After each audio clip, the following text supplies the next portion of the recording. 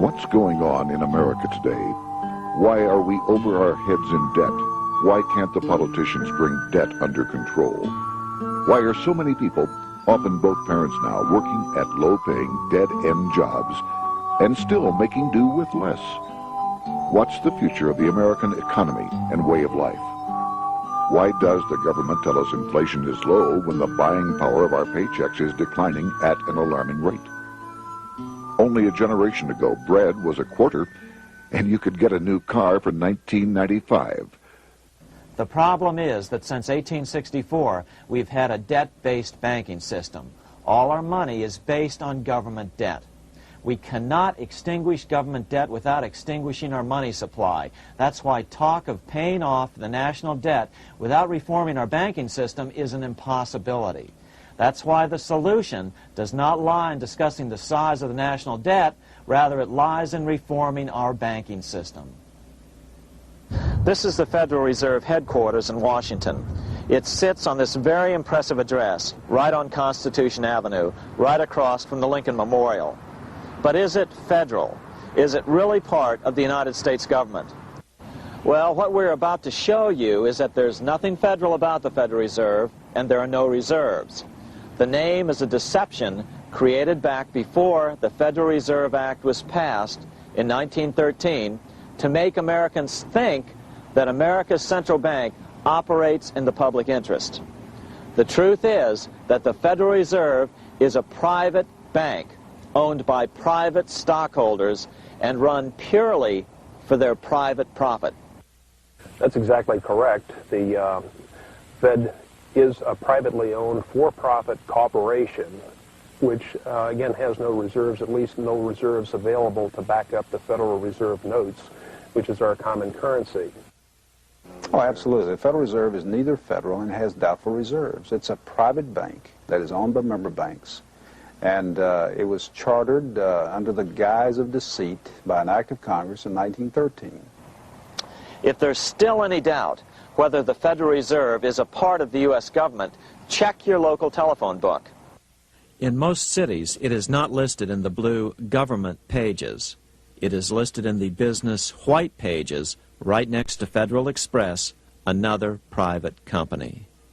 But more directly, U.S. courts have ruled time and time again that the Fed is a private corporation. Why can't Congress do something about the Fed?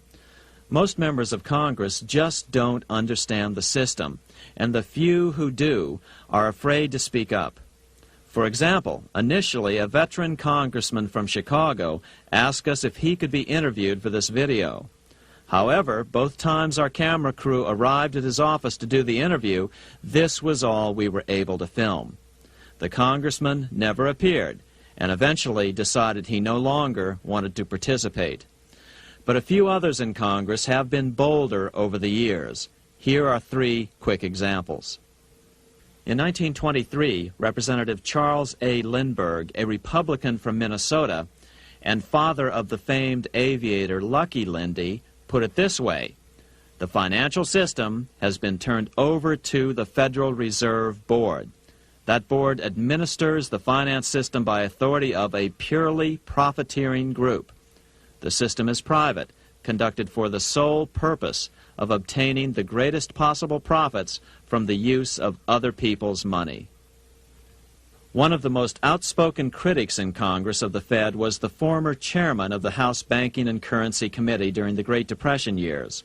Lewis T. McFadden, Republican of Pennsylvania, said in 1932, "We have in this country one of the most corrupt institutions the world has ever known. I refer to the Federal Reserve Board. This evil institution has impoverished the people of the United States and has practically bankrupted our government. It has done this through the corrupt practices of the moneyed vultures who control it." Senator Barry Goldwater was a frequent critic of the Fed. Most Americans have no real understanding of the operation of the international moneylenders. The accounts of the Federal Reserve System have never been audited. It operates outside the control of Congress and manipulates the credit of the United States. The Federal Reserve really even though it is not part of the federal government, it is more powerful than the federal government. It's more powerful than the president, the Congress, and the courts. Now, a lot of people challenge me on that, but let me prove my case. The Federal Reserve determines what the average person's car payment is going to be, what their house payment is going to be, and whether they have a job or not. And I submit to you that that's total control. And the Federal Reserve is the largest single creditor of the United States government. What does Proverbs tell us? The borrower is servant to the lender. What one has to understand is that from the day the Constitution was adopted right up to today, the folks who profit from privately owned central banks, as Madison called them, the money changers, have fought a running battle for control over who gets to print America's money.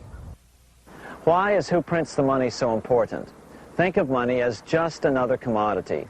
If you have a monopoly on a commodity that everyone needs, everyone wants, and nobody has enough of, there are lots of ways to make a profit, and also exert tremendous political influence.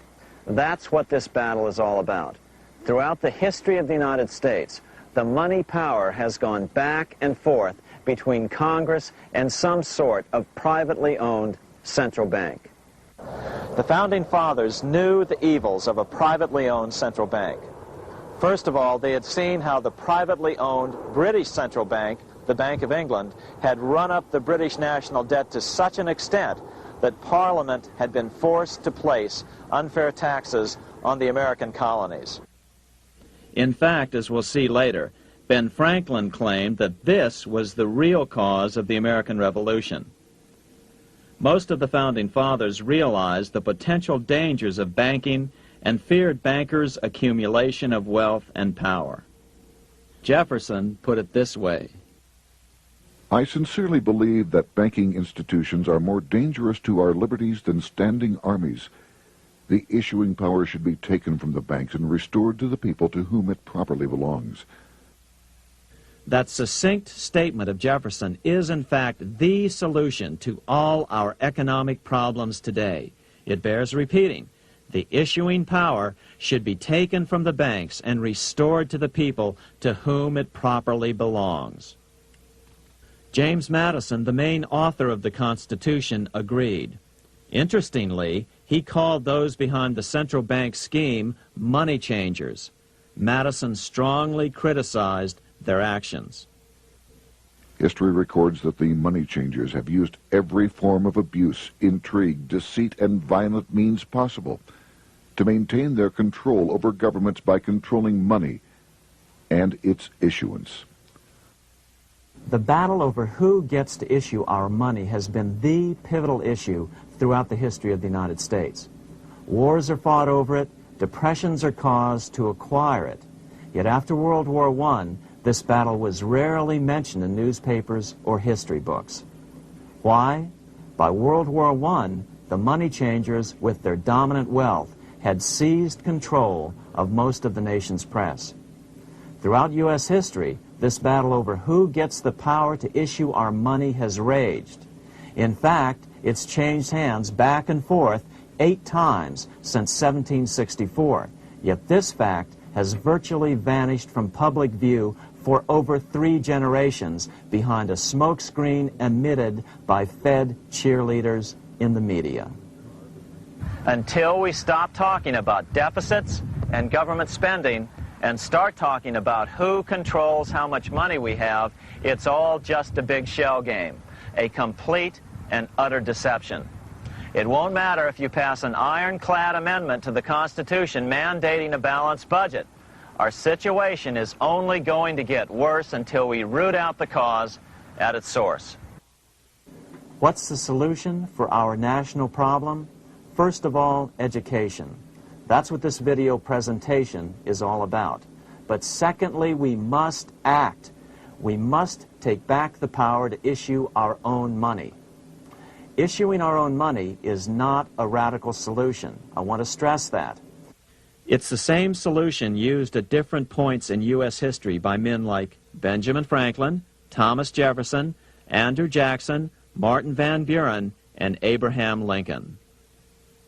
So, to sum it up, in 1913, Congress gave an independent central bank, deceptively named the Federal Reserve, a monopoly over issuing America's money.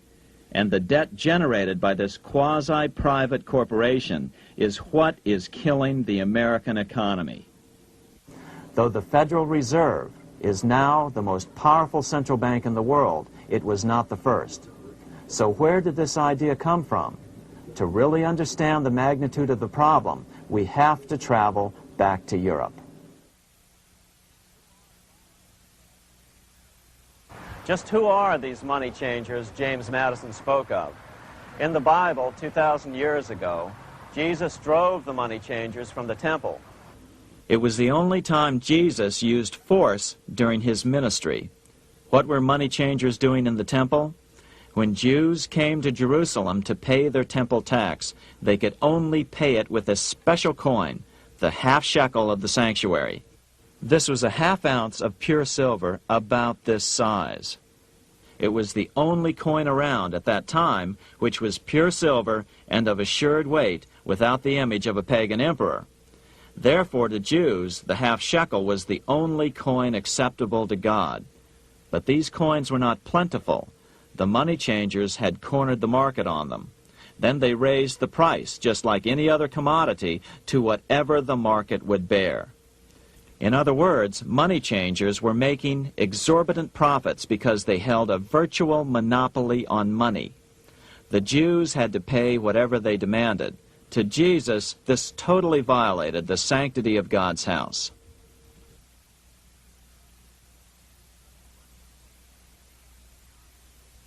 But the money-changing scam did not originate in Jesus' day. 200 years before Christ, Rome was having trouble with money changers. 2 early Roman emperors had tried to diminish the power of the money changers by reforming usury laws and limiting land ownership to 500 acres. They were both assassinated. In 48 BC, Julius Caesar took back the power to coin money from the money changers and minted coins for the benefit of all. With this new, plentiful supply of money, he built great public works projects. By making money plentiful, Caesar won the love of the common man. But the money changers hated him. Some believe this was an important factor in Caesar's assassination. One thing is for sure, with the death of Caesar came the demise of plentiful money in Rome. Taxes increased, as did corruption. Just as in the case of America today, usury and debased coin became the rule. Eventually, the Roman money supply was reduced by 90%. As a result, the common people lost their lands and their homes, just as is about to happen soon in America. With the demise of plentiful money, the masses lost confidence in the Roman government and refused to support it. Rome plunged into the gloom of the Dark Ages.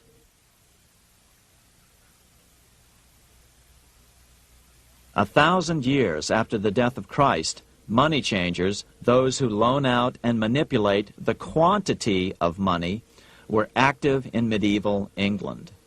In fact, they were so active that acting together, they could manipulate the entire English economy. These were not bankers per se. The money changers generally were the goldsmiths. They were the first bankers because they started keeping other people's gold for safekeeping in their vaults. The first paper money was merely a receipt for gold left at the goldsmith. Paper money caught on because it was more convenient than carrying around a lot of heavy gold and silver coins. Eventually, goldsmiths noticed that only a small fraction of the depositors ever came in and demanded their gold at any one time. Goldsmiths started cheating on the system.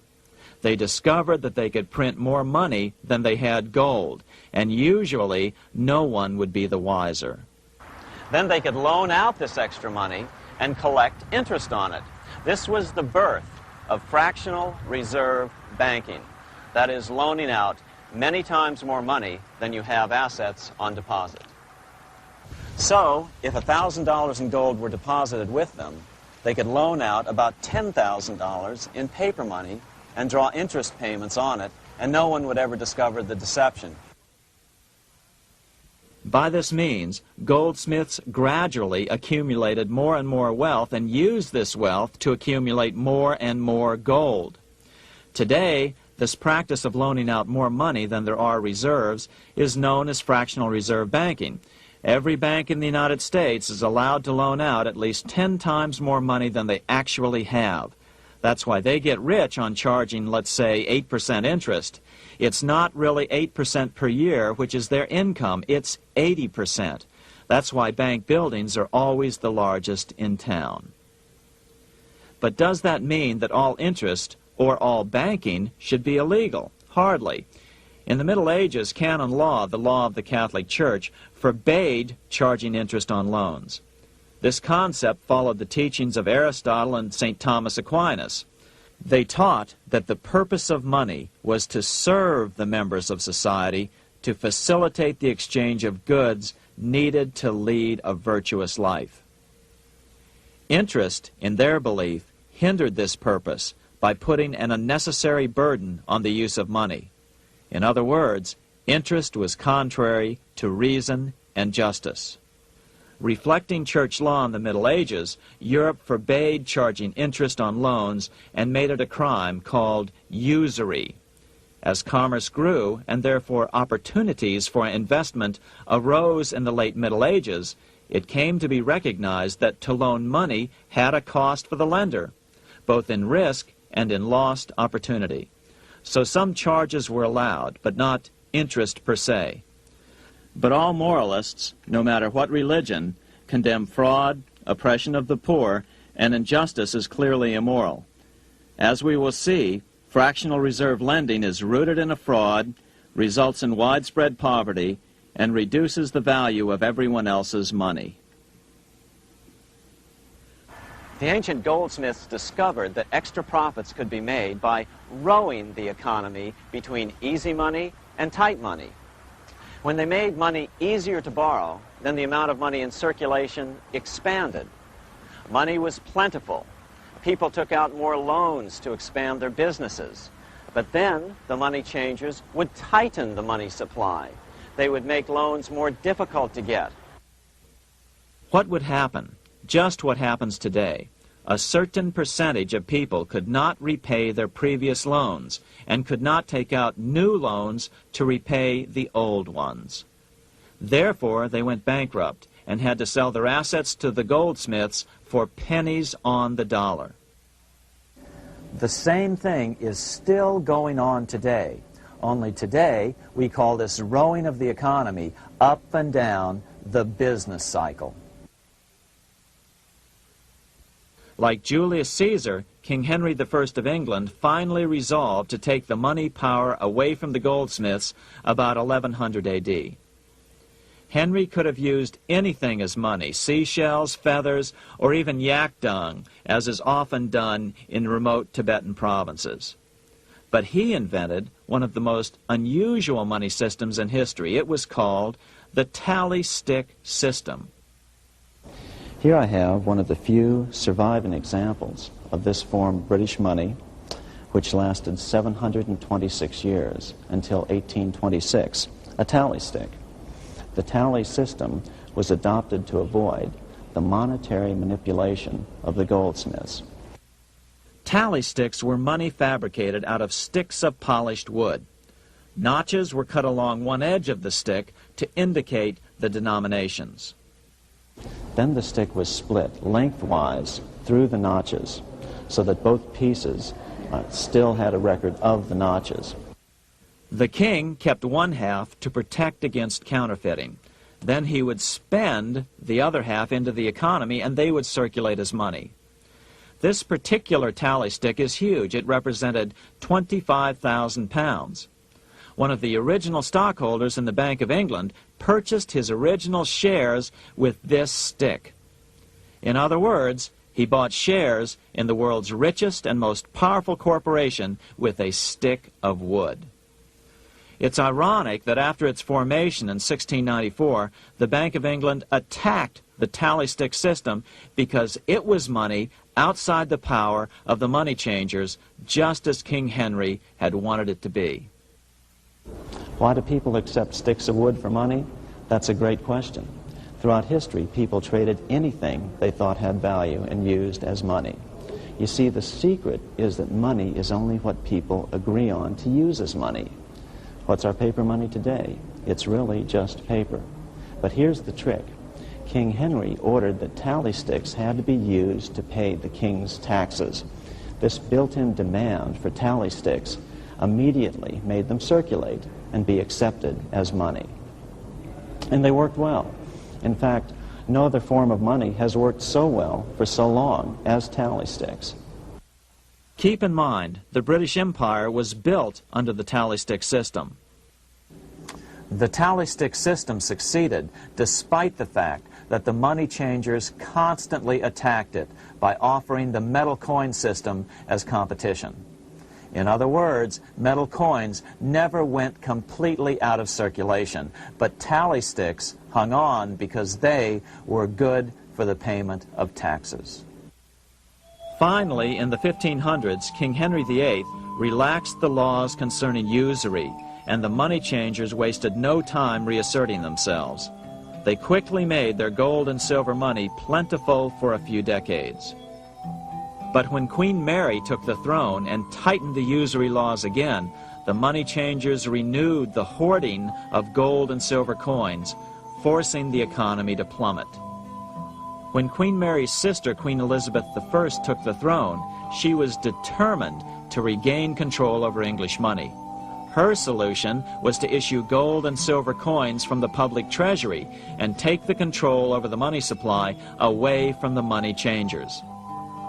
Although control over money was not the only cause of the English Revolution in 1642, religious differences fueled the conflict. Monetary policy played a major role. Financed by the money changers, Oliver Cromwell finally overthrew King Charles, purged the Parliament, and put the king to death. The money changers were immediately allowed to consolidate their financial power.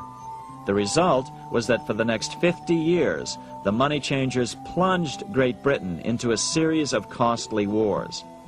They took over a square mile of property in the center of London, known as the City of London. This area today is still known as one of the 3 predominant financial centers of the world.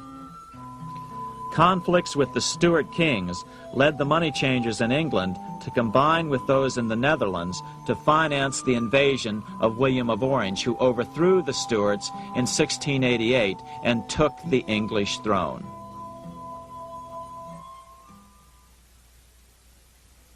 By the end of the 1600s, England was in financial ruin. 50 years of more or less continuous wars with France and Holland had exhausted her. Frantic government officials met with the money changers to beg for the loans necessary to pursue their political purposes. The price was high: a government-sanctioned, privately owned bank which could issue money created out of nothing. It was to be the modern world's first privately owned central bank, the Bank of England. Although it was deceptively called the Bank of England to make the general population think it was part of the government, it was not. Like any other private corporation, the Bank of England sold shares to get started. The investors, whose names were never revealed, were supposed to put up £1.25 million British pounds in gold coin to buy their shares in the bank, but only £750,000 was ever received. Despite that, the bank was duly chartered in 1694 and started out in the business of loaning out several times the money it supposedly had in reserves, all at interest. In exchange, the new bank would loan British politicians as much of the new currency as they wanted, as long as they secured the debt by direct taxation of the British people. So, legalization of the Bank of England amounted to nothing less than legal counterfeiting of a national currency for private gain. Unfortunately, nearly every nation now has a privately controlled central bank using the Bank of England as the basic model. Such is the power of these central banks that they soon take total control over a nation's economy.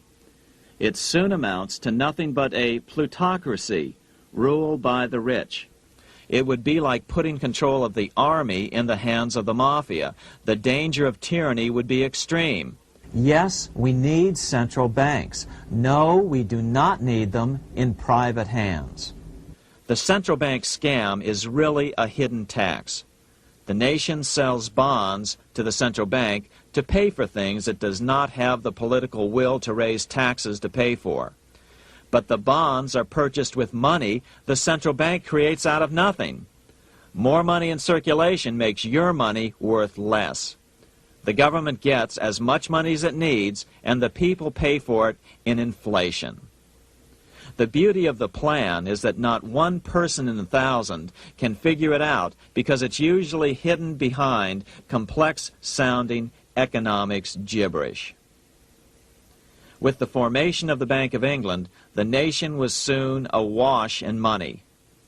Prices throughout the country doubled. Massive loans were granted for just about any wild scheme. One venture proposed to drain the Red Sea to recover gold supposedly lost when the Egyptian army drowned pursuing Moses and the Israelites. By 1698, government debt grew from the initial £1.25 million to £16 million. Naturally, taxes were increased and then increased again to pay for all of this.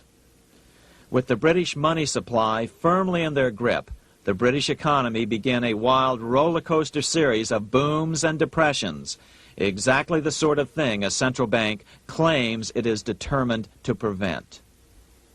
There are two things which I think are intrinsic not just to the Bank of England but to central banking generally. The first is an involvement in the formulation of monetary policy with the specific objective of achieving monetary stability. However, since the Bank of England took control, the British pound has rarely been stable. Now let's take a look at the role of the Rothschild family, the family said to be the wealthiest in the world.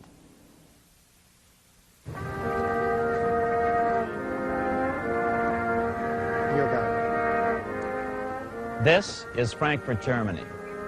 50 years after the Bank of England opened its doors, a goldsmith named Amschel Moses Bauer opened a coin shop, a counting house, in 1743.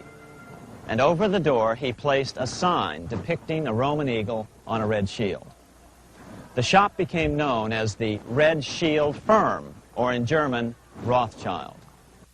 When his son, Amschel Meyer Bauer, inherited the business, he decided to change his name to Rothschild. Amschel soon learned that loaning money to governments and kings was more profitable than loaning to private individuals. Not only were the loans bigger, but they were secured by the nation's taxes. Mayer Rothschild had 5 sons. He trained them all in the skills of money creation, then sent them out to the major capitals of Europe to open branch offices of the family banking business. His first son, Amschel Meyer, stayed in Frankfurt to mind the hometown bank. His second son, Solomon, was sent to Vienna. His third son, Nathan, was clearly the most clever. He was sent to London at age 21 in 1798, 100 years after the founding of the Bank of England. His fourth son, Karl, went to Naples, and his fifth son, Jacob, went to Paris. In 1785, Mayer Amschel moved his entire family to this larger house, a 5-story dwelling he shared with the Schiff family. This house was known as the Green Shield. The Rothschilds and the Schiffs would play a central role in the rest of European financial history and in that of the United States. The Rothschilds broke into dealings with European royalty here at Wilhelmshof, the palace of the wealthiest man in Germany, in fact, the wealthiest monarch in all Europe, Prince William of Hesse-Kassel.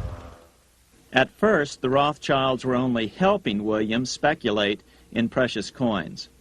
But when Napoleon chased Prince William into exile, he sent £550,000, a gigantic sum at that time, to Nathan Rothschild in London with instructions for him to buy consols, British government bonds, also called government stock.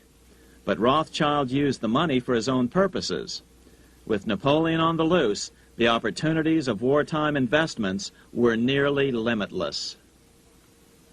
William returned here sometime prior to the Battle of Waterloo in 1815. He summoned Rothschild and demanded his money back.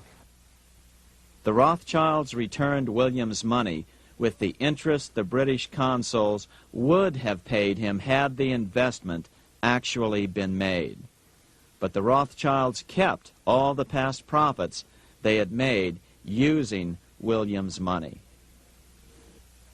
Nathan Rothschild later bragged that in the 17 years he'd been in England, he'd increased his original £20,000 stake given to him by his father by 2,500 times.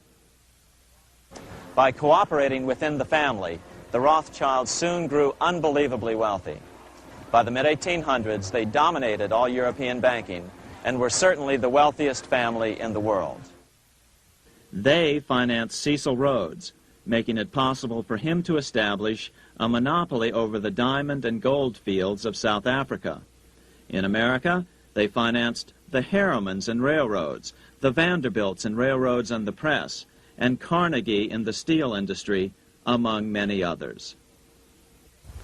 In fact, during World War I, J.P. Morgan was thought to be the richest man in America. But after his death, it was discovered that he was actually only a lieutenant of the Rothschilds. Once Morgan's will was made public, it was discovered that he owned only 19% of J.P. Morgan companies. By 1850, James Rothschild, the heir of the French branch of the family, was said to be worth 600 million French francs, 150 million more than all the other bankers in France put together. He built this mansion called Ferrier, just east of Paris. Wilhelm I, on seeing it, exclaimed, "Kings couldn't afford this. It could only belong to a Rothschild." Another 19th century French commentator put it this way: "There is but one power in Europe, and that is Rothschild."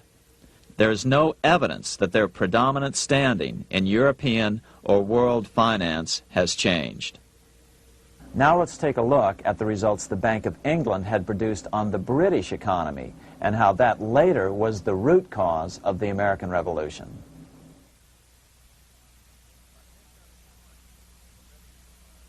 By the mid-1700s, the British Empire was nearing its height of power around the world. But Britain had fought 4 costly wars in Europe since the creation of their privately owned central bank, the Bank of England. The cost had been high. To finance these wars, the British Parliament here had borrowed heavily from the bank. By the mid-1700s, the government's debt here in Britain was £140 million, a staggering sum for those days. Consequently, the British government embarked on a program of trying to raise revenues from their American colonies in order to make their interest payments to the bank. But in America, it was a different story. The scourge of a privately owned central bank had not yet hit. This is Independence Hall in Philadelphia, where the Declaration of Independence and Constitution were signed. In the mid-1700s, pre-revolutionary America was still relatively poor. There was a severe shortage of precious metal coins to trade for goods, so the early colonists were forced to experiment with printing their own homegrown paper money. Some of these experiments were successful. Franklin was a big supporter of the colonies printing their own paper money. In 1757, Franklin was sent to London. He ended up staying for the next 18 years here, nearly until the start of the American Revolution. During this period, the American colonies began to issue their own money. Called colonial scrip, the endeavor was very successful. It provided a reliable medium of exchange, and it also helped to provide a feeling of unity between the colonies. Remember, colonial scrip was just paper money, debt-free money, printed in the public interest, and not backed by gold or silver coin. In other words, it was a totally fiat currency. One day, officials of the Bank of England asked Franklin how he would account for the newfound prosperity of the colonies. Without hesitation, he replied, "That is simple. In the colonies, we issue our own money. It is called colonial scrip. We issue it in proper proportion to the demands of trade and industry to make the products pass easily from the producers to the consumers. In this manner, creating for ourselves our own paper money, we control its purchasing power, and we have no interest to pay to no one." This was just common sense to Franklin, but you can imagine the impact it had on the Bank of England. America had learned the secret of money, and that genie had to be returned to its bottle as soon as possible.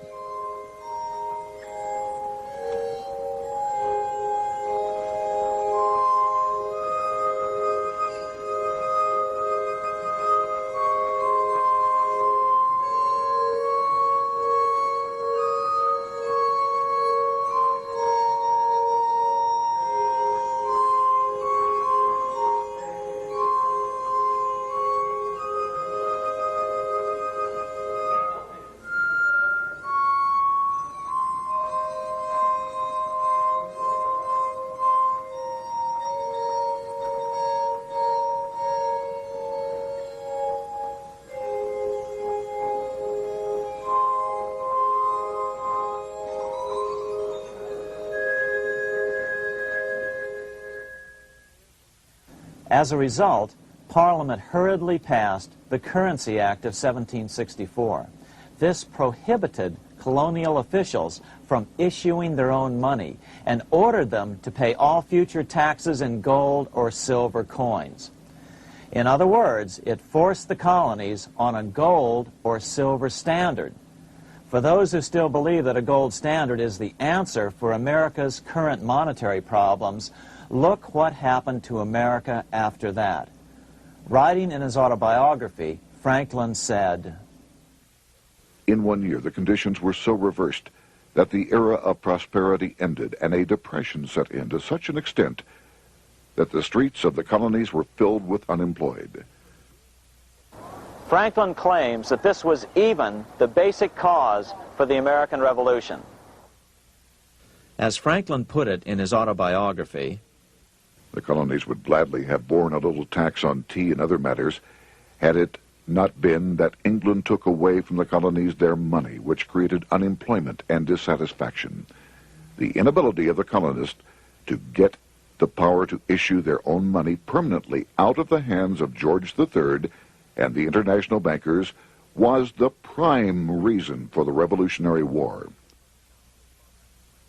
by the time the first shots were fired in Lexington, Massachusetts, on April 19, 1775, the colonies had been drained of gold and silver coin by British taxation. As a result, the Continental government had no choice but to print money to finance the war. At the start of the Revolution, the U.S. money supply stood at $12 million. By the end of the war, it was nearly $500 million. As a result, the currency was virtually worthless. Shoes sold for $5,000 a pair.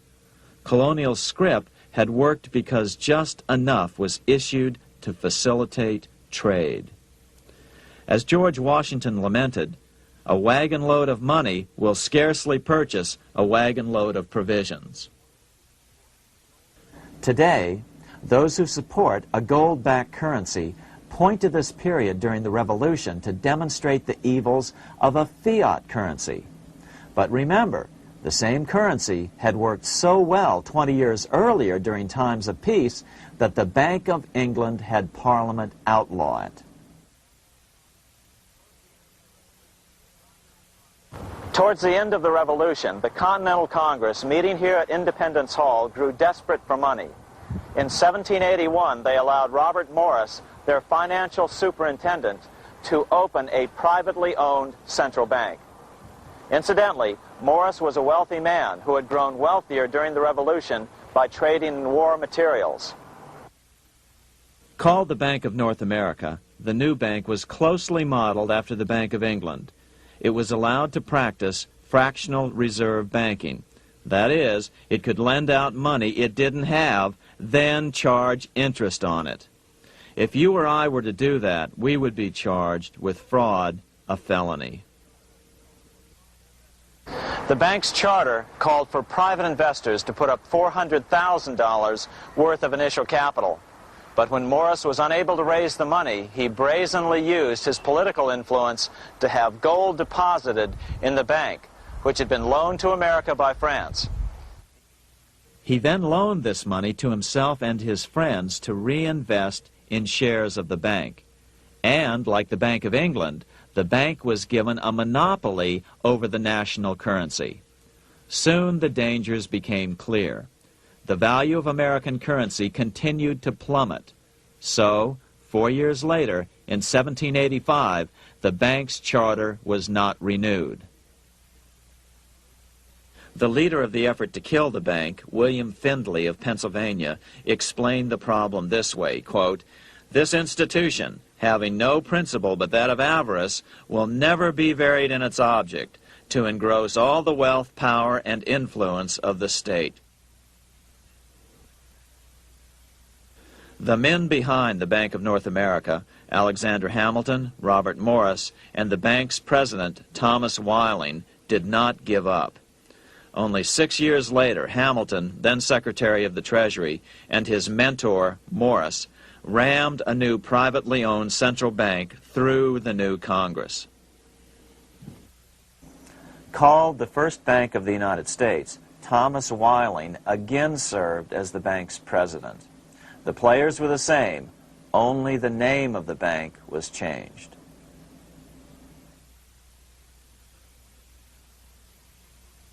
In 1787, colonial leaders assembled in Philadelphia to replace the ailing Articles of Confederation. As we saw earlier, both Thomas Jefferson and James Madison were unalterably opposed to a privately owned central bank. They had seen the problems caused by the Bank of England. They wanted nothing of it. As Jefferson later put it, If the American people ever allow private banks to control the issue of their currency, first by inflation, then by deflation, the banks and the corporations which grow up around them will deprive the people of all property until their children wake up homeless on the continent their fathers conquered. during the debate over the future monetary system, another one of the founding fathers, Gouverneur Morris, castigated the motivations of the owners of the Bank of North America. Gouverneur Morris headed the committee that wrote the final draft of the Constitution. Morris knew the motivations of the bank well. Along with his old boss, Robert Morris, Gouverneur Morris and Alexander Hamilton were the ones who had presented the original plan for the Bank of North America to the Continental Congress in the last year of the Revolution. In a letter he wrote to James Madison on July 2nd, 1787, Gouverneur Morris revealed what was really going on. The rich will strive to establish their dominion and enslave the rest. They always did. They always will. They will have the same effect here as elsewhere if we do not, by the power of government, keep them in their proper spheres. Despite the defection of Gouverneur Morris from the ranks of the bank, Hamilton, Robert Morris, Thomas Whiling, and their European backers were not about to give up. They convinced the bulk of the delegates to the Constitutional Convention to not give Congress the power to issue paper money.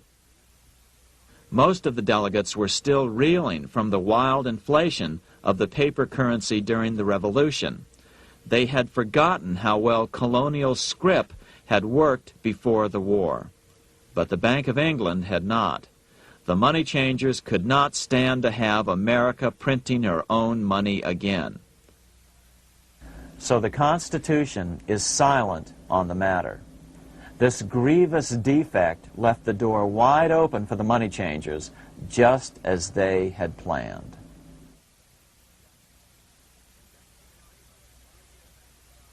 In 1790, less than 3 years after the Constitution had been signed, the money changers struck again. The newly appointed first Secretary of the Treasury, Alexander Hamilton, proposed a bill to the Congress calling for a new, privately owned central bank. Coincidentally, that was the very year that Amschel Rothschild made his pronouncement from his flagship bank in Frankfurt. Let me issue and control a nation's money, and I care not who writes the laws. Alexander Hamilton was a tool of the international bankers, and he wanted to create the U.S. Bank, the BUS, or the Bank of the United States, and did so. Interestingly, one of Hamilton's first jobs after graduating from law school in 1782 was as an aide to Robert Morris, the head of the Bank of North America. In fact, the year before, Hamilton had written Morris a letter saying, "A national debt, if it is not excessive, will be to us a national blessing." A blessing to whom? After a year of intense debate, in 1791, Congress passed the bill and gave it a 20-year charter. The new bank was to be called the First Bank of the United States, or BUS. Here we are in front of the First Bank of the United States in Philadelphia. The bank was given a monopoly on printing U.S. currency, even though 80% of its stock would be held by private investors. The other 20% would be purchased by the U.S. government. But the reason was not to give the government a piece of the action. It was to provide the capital for the other 80% owners. As with the old Bank of North America and the Bank of England before that, the stockholders never paid the full amount for their shares. The U.S. government put up their initial $2 million in cash. Then the bank, through the old magic of fractional-reserve lending, made loans to its charter investors so they could come up with the remaining $8 million of capital needed for this risk-free investment. Like the Bank of England, the name of the Bank of the United States was deliberately chosen to hide the fact that it was privately controlled. And like the Bank of England, the names of the investors in the bank were never revealed. Many years later, it was a common saying that the Rothschilds were the power behind the old Bank of the United States. The bank was sold to Congress as a way to bring stability to the banking system and eliminate inflation. So what happened? Over the first 5 years, the U.S. government borrowed $8.2 million from the Bank of the United States. In the same 5-year period, prices rose by 72%. Jefferson, as the new Secretary of State, watched the borrowing with sadness and frustration, unable to stop it. I wish it were possible to obtain a single amendment to our Constitution, taking from the federal government the power of borrowing. Millions of Americans feel the same way today. They watch in helpless frustration as the federal government borrows the American economy into oblivion. So, although it was called the First Bank of the United States, it was not the first attempt at a privately owned central bank in this country. As with the Bank of North America, the government put up most of the cash to get this private bank going, then the bankers loaned the money to each other to buy the remaining stock in the bank. It was a scam, plain and simple, and they wouldn't be able to get away with it for long. But first, we have to travel back to Europe to see how a single man was able to manipulate the entire British economy by obtaining the first news of Napoleon's final defeat.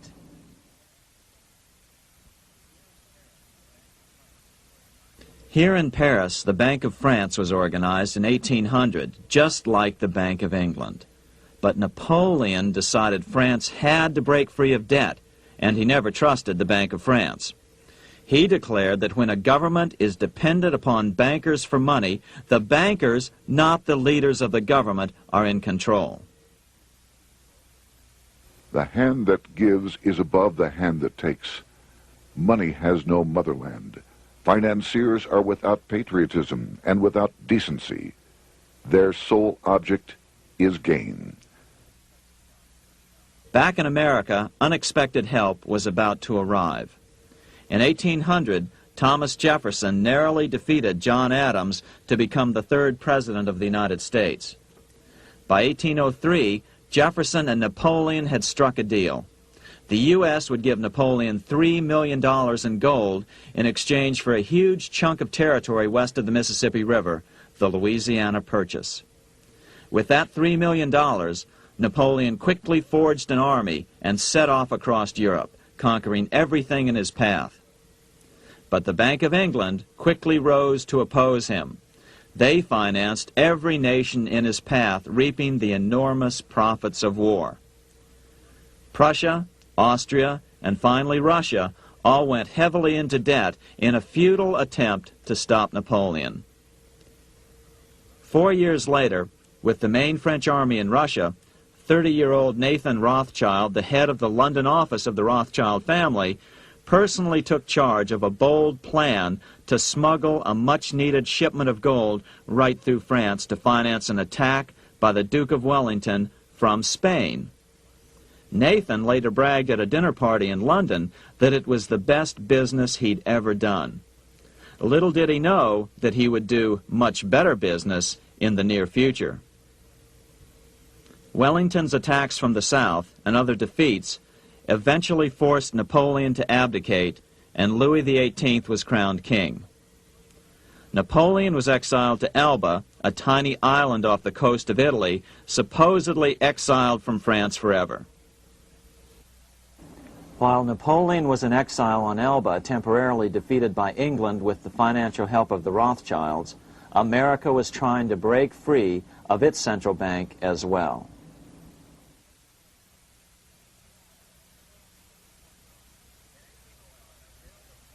In 1811, a bill was put before Congress to renew the charter of the Bank of the United States.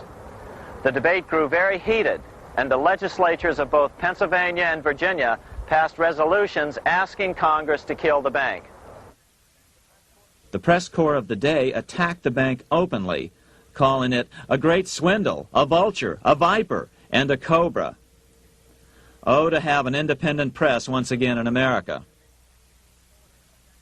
A congressman named P.B. Porter attacked the bank from the floor of Congress, saying if the bank's charter was renewed, Congress, quote, will have planted in the bosom of this Constitution a viper, which one day or another will sting the liberties of this country to the heart, close quote.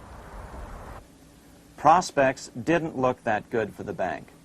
Some writers have even claimed that Nathan Rothschild warned that the United States would find itself involved in a most disastrous war if the bank's charter were not renewed. But it wasn't enough. When the smoke had cleared, the renewal bill was defeated by a single vote in the House and was deadlocked in the Senate. By now, America's fourth president, James Madison, was in the White House. Remember, Madison was a staunch opponent of the bank. His vice president, George Clinton, broke a tie in the Senate and sent the bank into oblivion. Within 5 months, England attacked the U.S., and the War of 1812 was on. But the British were still busy fighting Napoleon, and so the War of 1812 ended in a draw in 1814. Though the money changers were temporarily down, they were far from out. It would take them only another 2 years to bring back their bank bigger and stronger than ever.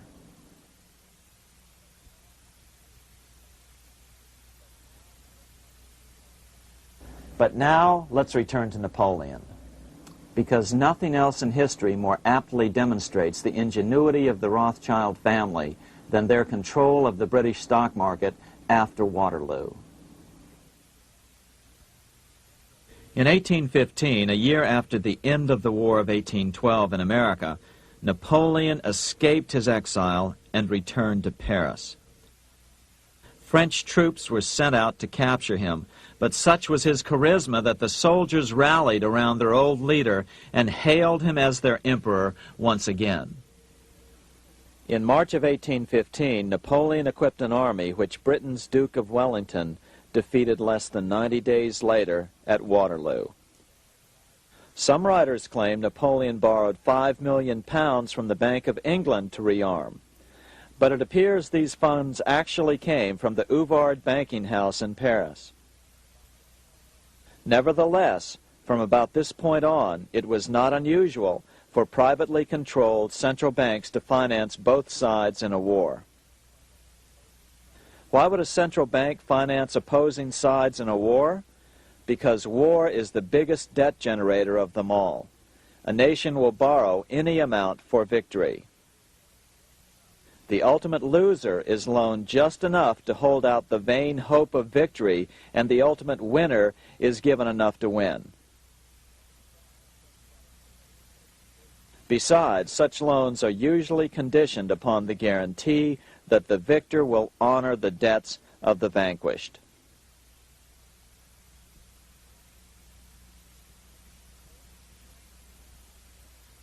This is the Waterloo battlefield about 200 miles northeast of Paris in what today is Belgium. Here Napoleon suffered his final defeat, but not before thousands of French and Englishmen gave their lives on a steamy summer day in July of 1815. Right over there, on June 18, 1815, 74,000 French troops met 67,000 troops from Britain and other European nations. The outcome was certainly in doubt. In fact, had Napoleon attacked a few hours earlier, he would probably have won the battle. But no matter who won or lost, back in London, Nathan Rothschild planned to use the opportunity to try to seize control over the British stock and bond market and possibly even the Bank of England.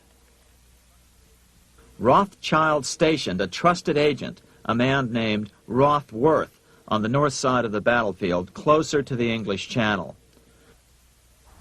Once the battle had been decided, Rothworth took off for the Channel. He delivered the news to Nathan Rothschild a full 24 hours before Wellington's own courier. Rothschild hurried to the stock market and took up his usual position in front of an ancient pillar. All eyes were on him. The Rothschilds had a legendary communications network. If Wellington had been defeated and Napoleon was loose on the continent again, Britain's financial situation would become grave indeed. Rothschild looked saddened. He stood there motionless, eyes downcast. Then suddenly he began selling. Other nervous investors saw that Rothschild was selling. It could only mean one thing. Napoleon must have won, Wellington must have lost. The market plummeted. Soon everyone was selling their consols, their British government bonds, and prices dropped sharply. But then Rothschild started secretly buying up the consols through his agents for only a fraction of their worth hours before. Myths, legends, you say? 100 years later, the New York Times ran a story which said that Nathan's grandson had attempted to secure a court order to suppress a book with this stock market story in it. The Rothschild family claimed the story was untrue and libelous, but the court denied the Rothschilds' request and ordered the family to pay all court costs. What's even more interesting about this story is that some authors claim that the day after the Battle of Waterloo, in a matter of hours, Nathan Rothschild came to dominate not only the bond market, but the Bank of England as well. Whether or not the Rothschild family seized control of the Bank of England, the first privately owned central bank in a major European nation and the wealthiest, one thing is certain. By the mid-1800s, the Rothschilds were the richest family in the world, bar none. They dominated the new government bond markets and branched into other banks and industrial concerns. In fact, the rest of the 19th century was known as the Age of the Rothschilds. Despite this overwhelming wealth, the family has generally cultivated an aura of invisibility. Although the family controls scores of industrial, commercial, mining, and tourist corporations, only a handful bear the Rothschild name. By the end of the 19th century, one expert estimated that the Rothschild family controlled half the wealth of the world. Whatever the extent of their vast wealth, it is reasonable to assume that their percentage of the world's wealth has increased since then. But since the turn of the century, the Rothschilds have cultivated the notion that their power has somehow waned even as their wealth increases.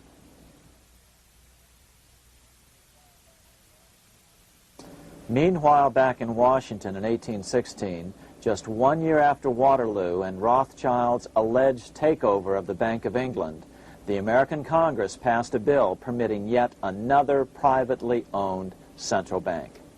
This bank was called the Second Bank of the United States. The new bank's charter was a copy of the previous banks. The U.S. government would own 20% of the shares of the bank. Of course, the federal share was paid by the Treasury up front into the bank's coffers. Then, through the magic of fractional reserve lending, it was transformed into loans to private investors who then bought the remaining 80% of the shares. Just as before, the primary stockholders remained a secret. But it is known that the largest block of shares, about 1/3 of the total, were sold to foreigners. As one observer put it, it is certainly no exaggeration to say that the Second Bank of the United States was rooted as deeply in Britain as it was in America. So, by 1816, some authors claim the Rothschilds had taken control over the Bank of England and backed a new, privately owned central bank in America as well.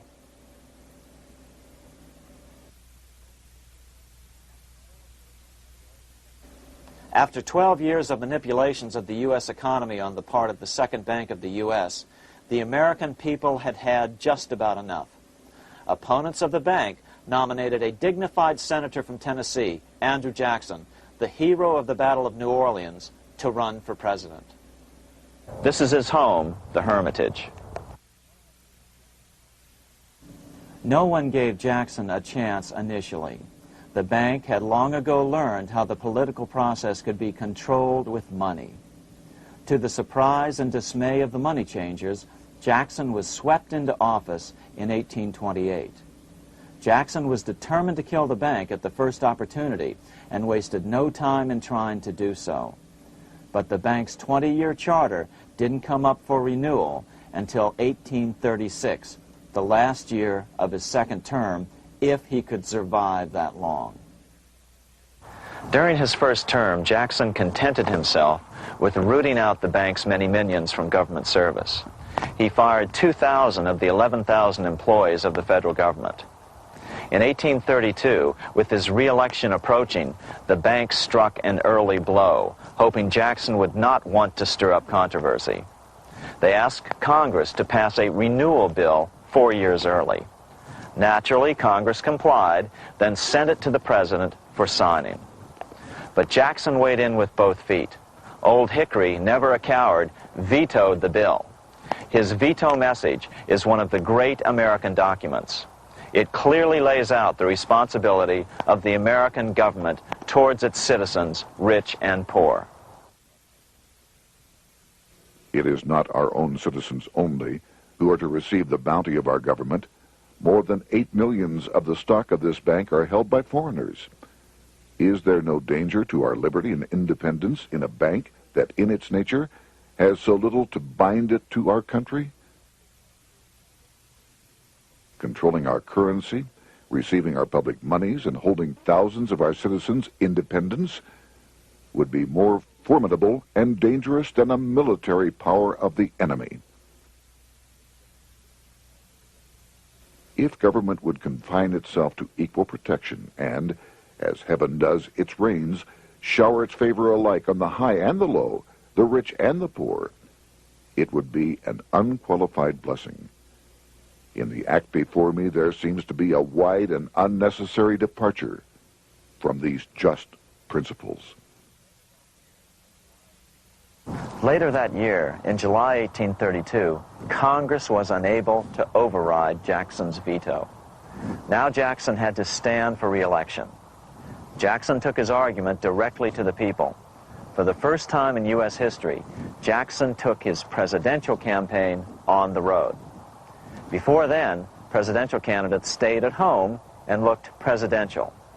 His campaign slogan was "Jackson and no bank." The National Republican Party ran Senator Henry Clay against Jackson. Despite the fact that the bankers poured over $3 million into Clay's campaign, Jackson was reelected by a landslide in November of 1832. Despite his presidential victory, Jackson knew the battle was only beginning. "The hydra of corruption is only scotched, not dead," said the newly elected president. Jackson ordered his new Secretary of Treasury, Lewis McLean, to start removing the government's deposits from the second bank and start placing them in state banks. But McLean refused to do so. Jackson fired him and appointed William J. Duane as the new Secretary of the Treasury. Duane also refused to comply with the president's requests, and so Jackson fired him as well, and then appointed Roger B. Taney to the office. Taney did withdraw government funds from the bank starting on October 1st, 1833.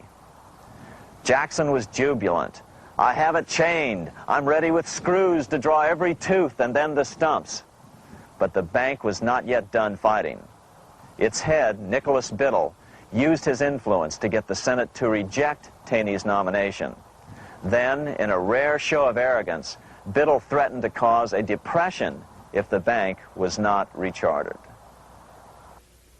This worthy president thinks that because he has scalped Indians and imprisoned judges, he is to have his way with the bank. He is mistaken. Next, in an unbelievable fit of honesty for a central banker, Biddle admitted that the bank was going to make money scarce to force Congress to restore the bank. Nothing but widespread suffering will produce any effect on Congress. Our only safety is in pursuing a steady course of firm restriction, and I have no doubt that such a course will ultimately lead to restoration of the currency and the recharter of the bank. What a stunning revelation. Here was the pure truth, revealed with shocking clarity. Biddle intended to use the money contraction power of the bank to cause a massive depression until America gave in. Unfortunately, this has happened time and time again throughout U.S. history and is about to happen again in today's world. Nicholas Biddle made good on his threat. The bank sharply contracted the money supply by calling in old loans and refusing to extend new ones. A financial panic ensued, followed by a deep depression. Naturally, Biddle blamed Jackson for the crash, saying that it was caused by the withdrawal of federal funds from the bank. Unfortunately, his plan worked well. Wages and prices sagged. Unemployment soared along with business bankruptcies. The nation quickly went into an uproar. Newspaper editors blasted Jackson in editorials. The bank threatened to withhold payments, which then could be made directly to key politicians for their support. Within only months, Congress assembled in what was called the panic session. 6 months after he had withdrawn funds from the bank, Jackson was officially censured by a resolution which passed the Senate by a vote of 26 to 20. It was the first time a president had ever been censured by Congress. Jackson lashed out at the bank. "You are a den of vipers. I intend to rout you out, and by eternal God, I will rout you out." America's fate teetered on a knife edge. If Congress could muster enough votes to override Jackson's veto, the bank would be granted another 20-year monopoly or more over America's money, time enough to consolidate its already great power. Then a miracle occurred. The governor of Pennsylvania came out supporting President Jackson and strongly criticized the bank. On top of that, Biddle had been caught boasting in public about the bank's plan to crash the economy. Suddenly, the tide shifted. In April of 1834, the House of Representatives voted 134 to 82 against rechartering the bank. This was followed up by an even more lopsided vote to establish a special committee to investigate whether the bank had caused the crash. When the investigating committee arrived at the bank's door in Philadelphia, armed with a subpoena to examine the books, Biddle refused to give them up. Nor would he allow inspection of correspondence with congressmen relating to their personal loans and advances he'd made to them. He also refused to testify before the committee back in Washington. On January 8, 1835, Jackson paid off the final installment on the national debt, which had been necessitated by allowing the banks to issue currency for government bonds rather than simply issuing treasury notes without such debt. He was the only president to ever pay off the debt. A few weeks later, on January 30th, 1835, an assassin by the name of Richard Lawrence tried to shoot President Jackson, but by the grace of God, both pistols misfired. Lawrence was later found not guilty by reason of insanity. After his release, he bragged to friends that powerful people in Europe had put him up to the task and promised to protect him if he were caught. The following year, when its charter ran out, the Second Bank of the United States ceased functioning as the nation's central bank. Biddle was later arrested and charged with fraud. He was tried and acquitted, but died shortly thereafter while still tied up in civil suits. After his second term as president, Jackson retired here to the Hermitage outside of Nashville to live out his life. He is still remembered here for his determination to kill the bank. In fact, he killed it so well that it took the money changers 77 years to undo the damage. When asked what his most important accomplishment had been, Jackson replied, "I killed the bank." Unfortunately, even Jackson failed to grasp the entire picture and its root cause. Although Jackson had killed the central bank, the most insidious weapon of the money changers, fractional reserve banking, remained in use by the numerous state-chartered banks. This fueled economic instability in the years before the Civil War. Still, the central bankers were out, and as a result, America thrived as it expanded westward. During this time, the principal money changers struggled to regain their lost centralized power, but to no avail. Then, finally, they reverted to the old central bankers' formula: war to create debt and dependency. If they couldn't get their central bank any other way, America could be brought to its knees by plunging it into a civil war, just as they had done in 1812 after the first Bank of the United States was not rechartered. 1 month after the inauguration of Abraham Lincoln, the first shots of the American Civil War were fired here at Fort Sumter, South Carolina, on April 12, 1861. Certainly slavery was a cause for the Civil War, but not the primary cause. Lincoln knew that the economy of the South depended upon slavery, and so before the Civil War, he had no intention of eliminating it. Lincoln had put it this way in his inaugural address only 1 month earlier. I have no purpose, directly or indirectly, to interfere with the institution of slavery in the states where it now exists. I believe I have no lawful right to do so, and I have no inclination to do so. Even after the first shots were fired here at Fort Sumter, Lincoln continued to insist that the Civil War was not about the issue of slavery. My paramount objective is to save the Union, and it is not either to save or destroy slavery. If I could save the Union without freeing any slave, I would do it. So what was the Civil War all about? There were many factors at play. Northern industrialists had used protective tariffs to prevent the southern states from buying cheaper European goods. Europe retaliated by stopping cotton imports from the South. The southern states were in a double financial bind.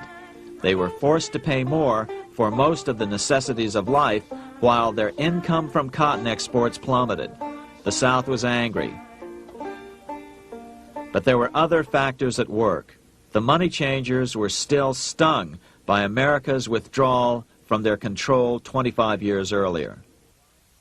Since then, America's wildcat economy had made the nation rich, a bad example for the rest of the world. The central bankers now saw an opportunity to split the rich new nation, to divide and conquer by war. Was this just some sort of wild conspiracy theory at the time? Well, let's take a look at what a well-placed observer of the scene had to say at the time. His name was Otto von Bismarck, Chancellor of Germany, the man who united the German states a few years later. The division of the United States into federations of equal force was decided long before the Civil War by the high financial powers of Europe. These bankers were afraid that the United States, if they remained as one bloc and as one nation, would attain economic and financial independence which would upset their financial domination over the world. Within months after the first shots here at Fort Sumter, the central bankers loaned Napoleon III of France, the nephew of the Waterloo Napoleon, 210 million francs to seize Mexico and station troops along the southern border of the U.S., taking advantage of their war to violate the Monroe Doctrine and return Mexico to colonial rule. No matter what the outcome of the Civil War, a weakened America, heavily indebted to the money changers, would open up Central and South America once again to European colonization and domination. The very thing America's Monroe Doctrine had forbade in 1823. At the same time, Great Britain moved 11,000 troops into Canada and positioned them menacingly along America's northern border. The British fleet went to war alert should their quick intervention be called for. Lincoln knew he was in a double bind. That's why he agonized over the fate of the Union. There was a lot more to it than just differences between the North and the South. That's why his emphasis was always on union and not merely the defeat of the South. But Lincoln needed money to win. In 1861, Lincoln and his Secretary of Treasury, Salmon P. Chase, went to New York to apply for the necessary loans. The money changers, anxious to see the Union fail, offered loans at 24 to 36% interest. Lincoln said thanks, but no thanks, and returned to Washington. Lincoln sent for an old friend, Colonel Dick Taylor of Chicago, and put him on the problem of financing the war. During one meeting, Lincoln asked Taylor what he'd discovered. Taylor put it this way. Why, Lincoln, that is easy. Just get Congress to pass a bill authorizing the printing of full legal tender Treasury notes, and pay your soldiers with them, and go ahead and win your war with them also. When Lincoln asked if the people of the United States would accept the notes, Taylor said, "The people, or anyone else, will not have any choice in the matter if you make them full legal tender. They will have the full sanction of the government and be just as good as any money, as Congress is given that express right by the Constitution." So that's exactly what Lincoln did. In 1862-63, he printed up $450 million worth of the new bills. In order to distinguish them from other banknotes in circulation, he printed them in green ink on the back side. That's why the notes were called greenbacks. With this new money, Lincoln paid the troops and bought their supplies. During the course of the war, nearly $450 million worth of greenbacks were printed at no interest to the federal government. Lincoln understood who was really pulling the strings and what was at stake for the American people. This is how he explained his rationale. The government should create, issue, and circulate all the currency and credit needed to satisfy the spending power of the government and the buying power of consumers. The privilege of creating and issuing money is not only the supreme prerogative of government, but it is the government's greatest creative opportunity. By the adoption of these principles, the taxpayers will be saved immense sums of interest. Money will cease to be master and become the servant of humanity. A truly incredible editorial in the London Times explained the central bankers' attitude towards Lincoln's greenbacks.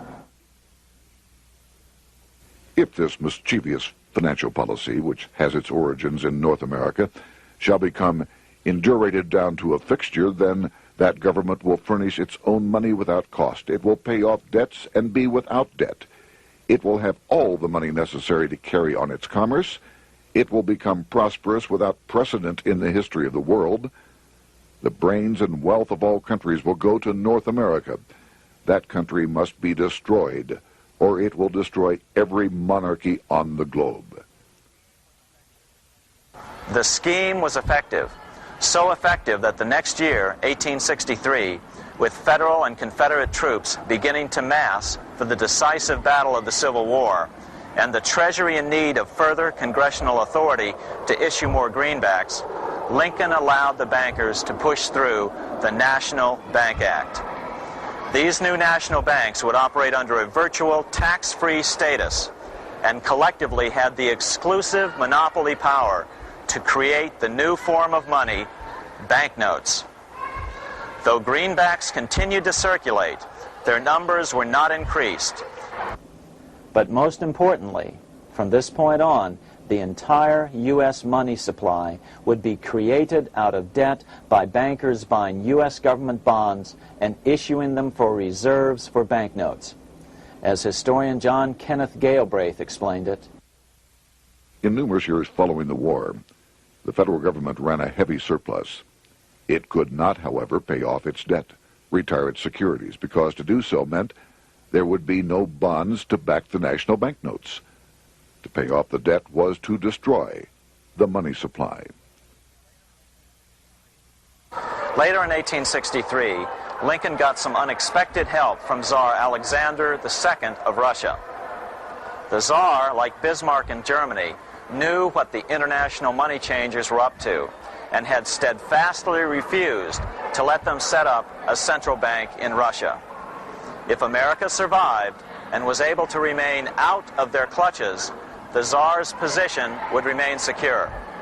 If the bankers were successful at dividing America and giving the pieces back to Great Britain and France, both nations under control of their central banks, eventually they would threaten Russia again. So the Tsar gave orders that if either England or France actively intervened and gave aid to the South, Russia would consider such action as a declaration of war. He did the same with part of his Pacific Fleet and sent them to port in San Francisco. Lincoln was reelected the next year, 1864. Had he lived, he would surely have killed the national bank's money monopoly extracted from him during the war. On November 21st, 1864, he wrote a friend the following: The money power preys upon the nation in times of peace and conspires against it in times of adversity.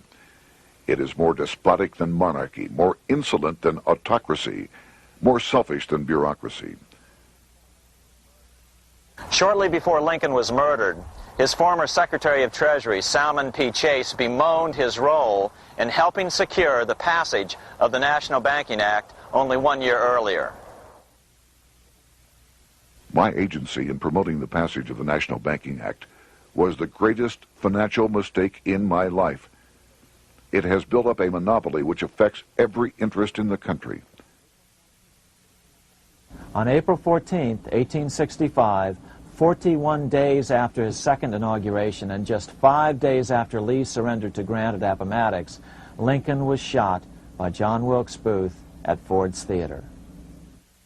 Bismarck, Chancellor of Germany, lamented the death of Abraham Lincoln. The death of Lincoln was a disaster for Christendom. There was no man in the United States great enough to wear his boots.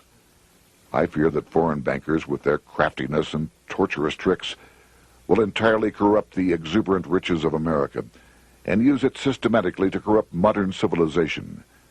They will not hesitate to plunge the whole of Christendom into wars and chaos in order that the earth should become their inheritance. Bismarck well understood the money changers' plan.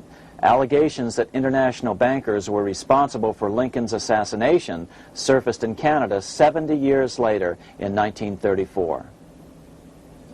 Gerald G. McGeer, a popular and well-respected Canadian attorney, revealed this stunning charge in a 5-hour speech before the Canadian House of Commons, blasting Canada's debt-based money system. Remember, it was 1934, the height of the Great Depression, which was ravaging Canada as well. McGeer had obtained evidence deleted from the public record, provided to him by Secret Service agents at the trial of John Wilkes Booth, after Booth's death. McGeer said it showed that Booth was a mercenary working for the international bankers. According to an article in the Vancouver Sun of May 2nd, 1934, Abraham Lincoln, the martyred emancipator of the slaves, was assassinated through the machinations of a group representative of the international bankers who feared the United States President's national credit ambitions. There was only one group in the world at that time who had any reason to desire the death of Lincoln. They were the men opposed to his national currency program and who had fought him throughout the whole Civil War on his policy of greenback currency. Interestingly, McGeer claimed that Lincoln was assassinated not only because international bankers wanted to reestablish a central bank in America, but because they also wanted to base America's currency on gold. Gold they controlled. In other words, put America on a gold standard. Lincoln had done just the opposite by issuing U.S. notes, greenbacks, which were based purely on the good faith and credit of the United States. The article quoted McGeer as saying, "They were the men interested in the establishment of the gold standard and the right of the bankers to manage the currency and credit of every nation in the world. With Lincoln out of the way, they were able to proceed with that plan and did proceed with it in the United States. Within 8 years after Lincoln's assassination, silver was demonetized and the gold standard money system set up in the United States." Not since Lincoln has the U.S. issued debt-free United States notes. These red-sealed bills, which were issued in 1963, were not a new issue from President Kennedy, but merely the old greenbacks reissued year after year. In another act of folly and ignorance, the 1994 Regal Act actually authorized the replacement of Lincoln's greenbacks with debt-based notes. In other words, greenbacks were in circulation in the United States until 1994. Why was silver bad for the bankers and gold good? Simple. Because silver was plentiful in the United States. It was very hard to control. Gold was, and always has been, scarce. Throughout history, it has been relatively easy to monopolize gold, but silver has historically been 15 times more plentiful. With Lincoln out of the way, the money changers' next objective was to gain complete control over America's money. This was no easy task. With the opening of the American West, silver had been discovered in huge quantities. On top of that, Lincoln's greenbacks were generally popular. Despite the European central bankers' deliberate attacks on greenbacks, they continued to circulate in the United States, in fact, until a few years ago. According to historian W. Cleon Skousen, right after the Civil War, there was considerable talk about reviving Lincoln's brief experiment with the constitutional monetary system. Had not the European Money Trust intervened, it would have no doubt become an established institution.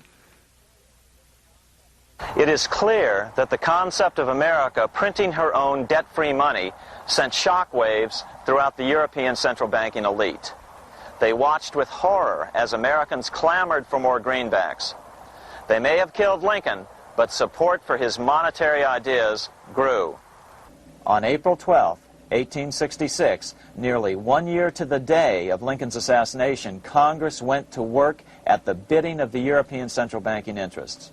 It passed the Contraction Act, authorizing the Secretary of the Treasury to begin to retire some of the greenbacks in circulation and thereby contract the money supply. Authors Theodore R. Thorin and Richard F. Warner explained the results of the money contraction in their classic book on the subject, The Truth in Money Book. The hard times which occurred after the Civil War could have been avoided if the greenback legislation had continued as President Lincoln had intended. Instead, there were a series of money panics, what we call recessions, which put pressure on Congress to enact legislation to place the banking system under centralized control. Eventually, the Federal Reserve Act was passed on December 23, 1913. In other words, the money changers wanted two things: the reinstitution of a central bank under their exclusive control, and two, an American currency backed by gold. Their strategy was twofold. First of all, cause a series of panics to try to convince the American people that only centralized control of the money supply could provide economic stability. And secondly, remove so much money from the system that most Americans would be so desperately poor that they either wouldn't care or would be too weak to oppose the bankers. In 1866, there was $1.8 billion in currency in circulation in the United States, about $50.46 per capita. In 1867 alone, $500 million, $500 million, was removed from the U.S. money supply. 10 years later, in 1876, America's money supply was reduced to only $600 million. In other words, 2/3 of America's money had been called in by the bankers. Only $14.60 per capita remained in circulation. 10 years later, the money supply had been reduced to only $400 million, even though the population had boomed. The result was that only $6.67 per capita remained in circulation, a 760% loss in buying power over 20 years. Today, economists try to sell the idea that recessions and depressions are a natural part of something they call the business cycle. The truth is, our money supply is manipulated now just as it was before and after the Civil War. How did this happen? How did money become so scarce? Simple. Bank loans were called in and no new ones were given. In addition, silver coins were melted down. In 1872, a man named Ernest Sed was given 100,000 pounds, about $500,000, by the Bank of England and sent to America to bribe necessary congressmen to get silver demonetized. He was told that if that was not sufficient, to draw an additional 100,000 pounds or as much more as was necessary. The next year, Congress passed the Coinage Act of 1873, and the minting of silver dollars abruptly stopped. In fact, Representative Samuel Hooper, who introduced the bill in the House, acknowledged that Mr. Sed actually drafted the legislation. But it gets even worse than that. In 1874, Sed himself admitted who was behind the scheme. I went to America in the winter of 1872-73, authorized to secure, if I could, the passage of a bill demonetizing silver. It was in the interest of those I represented, the governors of the Bank of England, to have it done. By 1873, gold coins were the only form of coin money. But the contest over control of America's money was not yet over.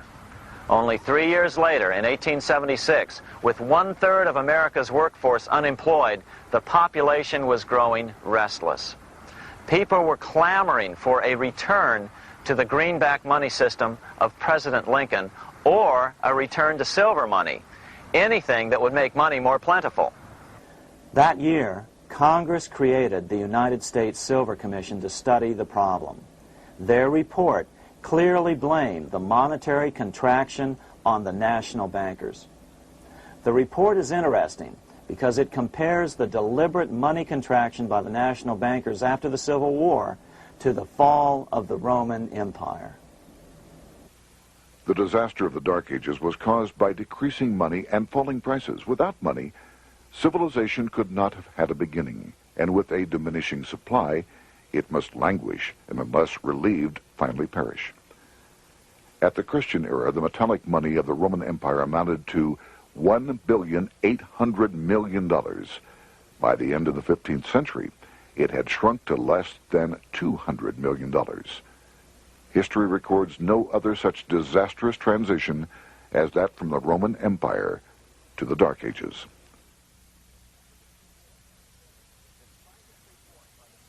Despite this report by the Silver Commission, Congress took no action. The next year, 1877, riots broke out from Pittsburgh to Chicago. The torches of starving vandals lit up the sky. The bankers huddled to decide what to do. They decided to hang on. Now that they were back in control to a certain extent, they were not about to give it up. At the meeting of the American Bankers Association that year, they urged their membership to do everything in their power to put down the notion of a return to greenbacks. The ABA Secretary, James Buell, authored a letter to the members which blatantly called on the banks to subvert not only Congress, but the press. It is advisable to do all in your power to sustain such prominent daily and weekly newspapers, especially the agricultural and religious press, as will oppose the greenback issue of paper money, and that you will also withhold patronage from all applicants who are not willing to oppose the government issue of money.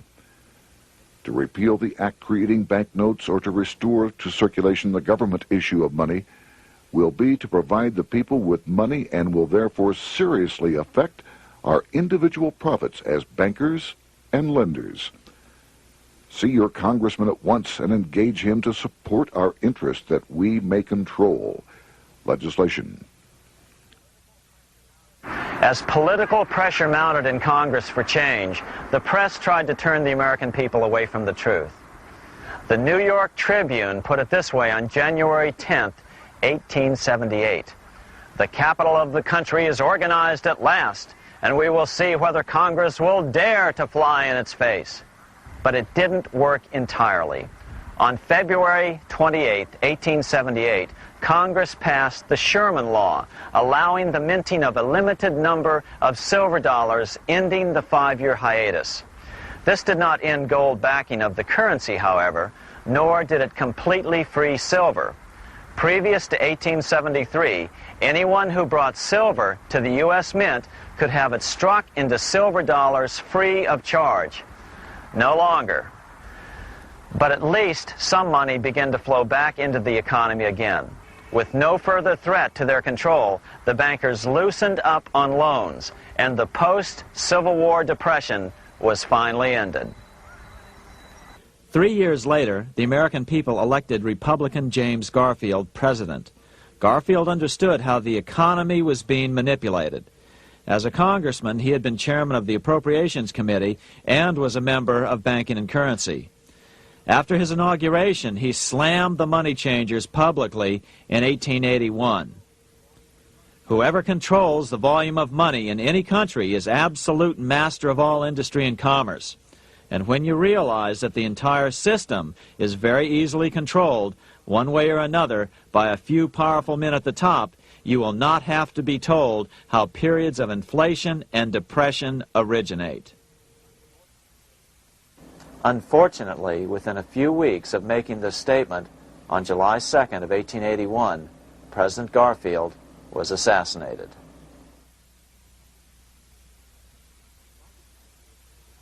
The money changers were gathering strength fast. They began a periodic fleecing of the flock, as they called it, by creating economic booms followed by further depressions so they could buy up thousands of homes and farms for pennies on the dollar.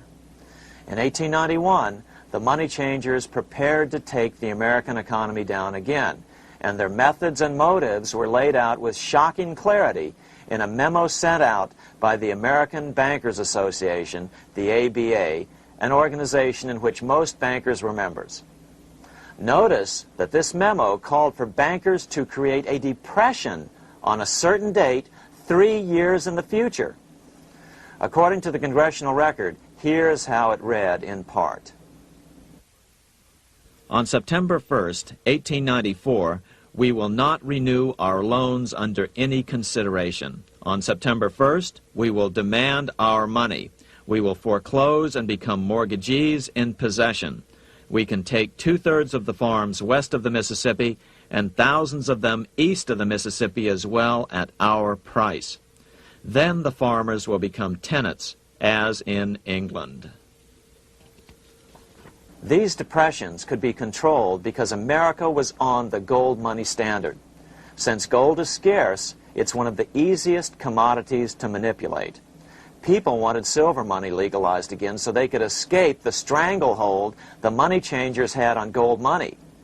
People wanted silver money reinstated, reversing Mr. Said's Act of 1873, by then called the Crime of 73. By 1896, the issue of more silver money had become the central issue in the presidential campaign. William Jennings Bryan, a senator from Nebraska, ran for president as a Democrat on the free silver issue. At the Democratic National Convention in Chicago, he made an emotional speech which won him the nomination entitled Crown of Thorns and Cross of Gold. Though Bryan was only 36 years old at the time, this speech is widely regarded as the most famous oration ever made before a political convention. In the dramatic conclusion, Bryan said, "We will answer their demand for a gold standard by saying to them, you shall not press down upon the brow of labor this crown of thorns. You shall not crucify mankind upon a cross of gold." The bankers lavishly supported the Republican candidate, William McKinley, who favored the gold standard. The resulting contest was amongst the most fiercely contested presidential races in American history. Bryan made over 600 speeches in 27 states. The McKinley campaign got manufacturers and industrialists to inform their employees that if Bryan were elected, all factories and plants would close and there would be no work. The ruse succeeded. McKinley beat Bryan by a small margin. Bryan ran for president again in 1900 and in 1908, but fell short each time. During the 1912 Democratic Convention, Bryan was a powerful figure who helped Woodrow Wilson win the nomination. When Wilson became president, he appointed Bryan as Secretary of State, but Bryan soon became disenchanted with the Wilson administration. Bryan served only 2 years in the Wilson administration before resigning in 1915 over the highly suspicious sinking of the Lusitania, the event which was used to drive America into World War I. Although William Jennings Bryan never gained the presidency, his efforts delayed the money changers for 17 years from attaining their next goal, a new, privately owned central bank for America.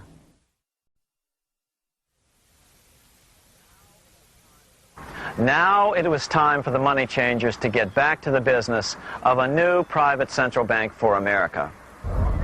During the early 1900s, men like J.P. Morgan led the charge. One final panic would be necessary to focus the nation's attention on the supposed need for a central bank. The rationale was that only a central bank can prevent bank failures. Morgan was clearly the most powerful banker in America and a suspected agent for the Rothschilds. Morgan had helped finance John D. Rockefeller's Standard Oil empire. He had also helped finance the monopolies of Edward Harriman in railroads, of Andrew Carnegie in steel, and of others in numerous industries. But on top of that, J.P. Morgan's father, Junius Morgan, had been America's financial agent to the British. After his father's death, J.P. Morgan took on a British partner, Edward Grenfell, a longtime director of the Bank of England. In fact, upon Morgan's death, his estate contained only a few $1 million. The bulk of the securities most people thought he owned were in fact owned by others.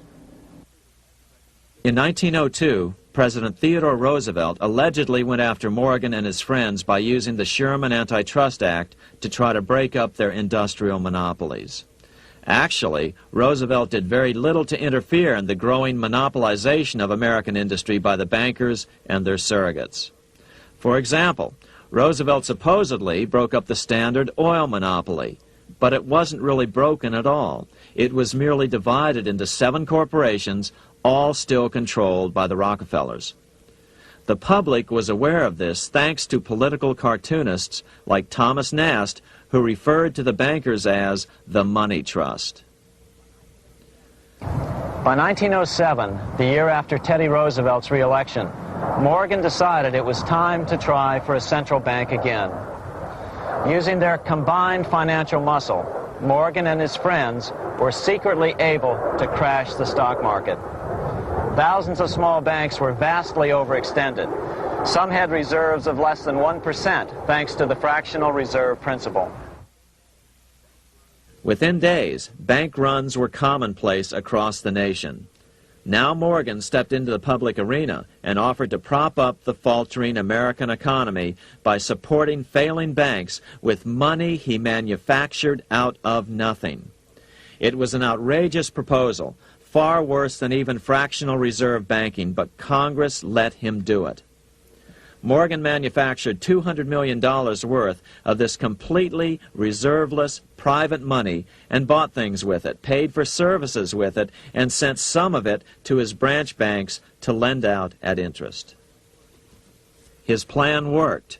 Soon, the public regained confidence in money in general and quit hoarding their currency. But as a result, banking power was further consolidated into the hands of a few large banks. By 1908, the panic was over, and Morgan was hailed as a hero by the president of Princeton University, a man by the name of Woodrow Wilson. All this trouble could be averted if we appointed a committee of 6 or 7 public-spirited men like J.P. Morgan to handle the affairs of our country. Economics textbooks would later explain that the creation of the Federal Reserve System was the direct result of the panic of 1907. Quote, "With its alarming epidemic of bank failures, the country was fed up once and for all with the anarchy of unstable private banking," close quote. But Minnesota Congressman Charles A. Lindbergh Sr., the father of the famous aviator Lucky Lindy, later explained that the panic of 1907 was really just a scam. Those not favorable to the money trust could be squeezed out of business and the people frightened into demanding changes in the banking and currency laws which the money trust would frame. So, since the passage of the National Bank Act of 1863, the money changers had been able to create a series of booms and busts. The purpose was not only to fleece the American public of their property, but to later claim that the banking system was basically so unstable that it had to be consolidated into a central bank once again.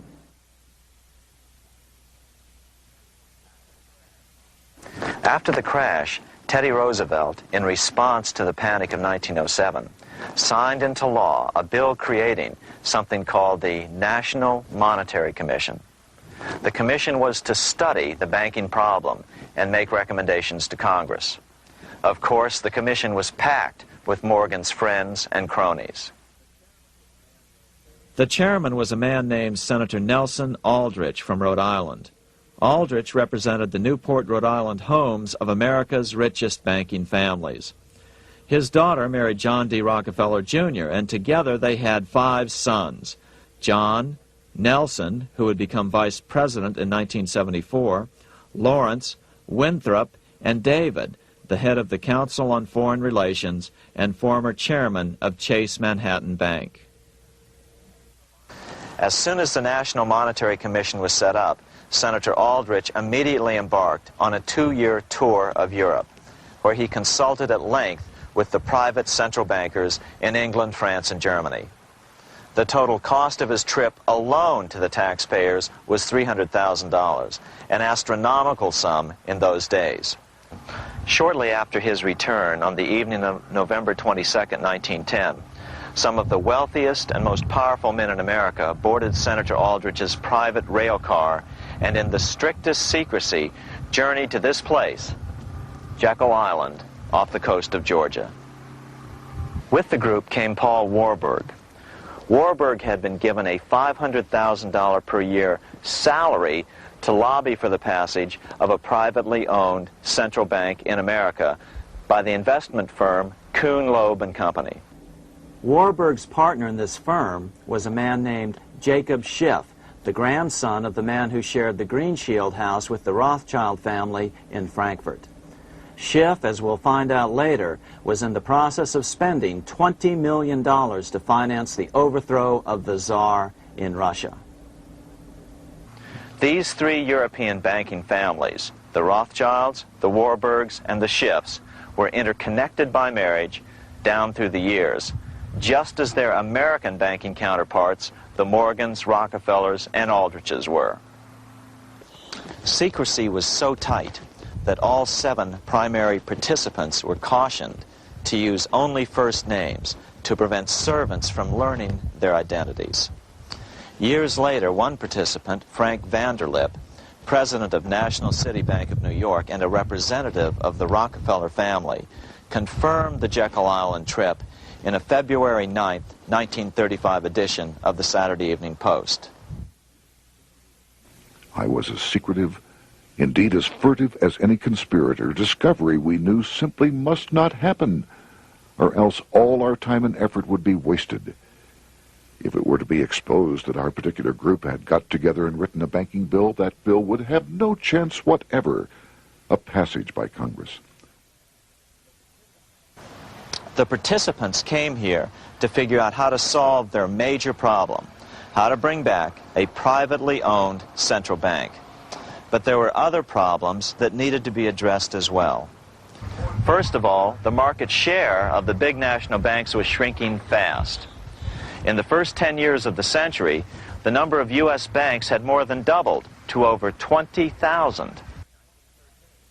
By 1913, only 29% of all banks were national banks, and they held only 57% of all deposits. As Senator Aldrich later admitted in a magazine article, before passage of this act, the New York bankers could only dominate the reserves of New York. Now, we are able to dominate the bank reserves of the entire country. Therefore, something had to be done to bring these new banks under their control. As John D. Rockefeller put it, quote, "Competition is sin," close quote. Secondly, the nation's economy was so strong that corporations were starting to finance their expansions out of profits instead of taking out huge loans from large banks. In the first 10 years of the new century, 70% of corporate funding came from profits. In other words, American industry was becoming independent of the money changers, and that trend had to be stopped. All the participants knew that these problems could be hammered out into a workable solution, but perhaps their biggest problem was a public relations problem, the name of the new bank. That discussion took place right here in this room, one of the many conference rooms in this sprawling hotel, today known as the Jekyll Island Club Hotel. Aldrich believed that the word bank should not even appear in the name. Warburg wanted to call the legislation the National Reserve Bill or the Federal Reserve Bill. The idea here was to give the impression that the purpose of the new central bank was to stop bank runs, but also to conceal its monopoly character. However, it was Aldrich, the egotistical politician, who insisted it be called the Aldrich Bill. After 9 days at Jekyll Island, the group dispersed. The new central bank would be very similar to the old Bank of the United States. It would be given a monopoly over U.S. currency and create that money out of nothing. How does the Fed create money out of nothing? It's a four-step process. But first, a word on bonds. Bonds are simply promises to pay, or government IOUs. People buy bonds to get a secure rate of interest. At the end of the term of the bond, the government repays the bond plus interest, and the bond is destroyed. There are about $3.6 trillion worth of these loans or bonds at present. Now here's the Fed money-making process. Step 1. The Federal Open Market Committee approves the purchase of U.S. bonds on the open market. Step 2.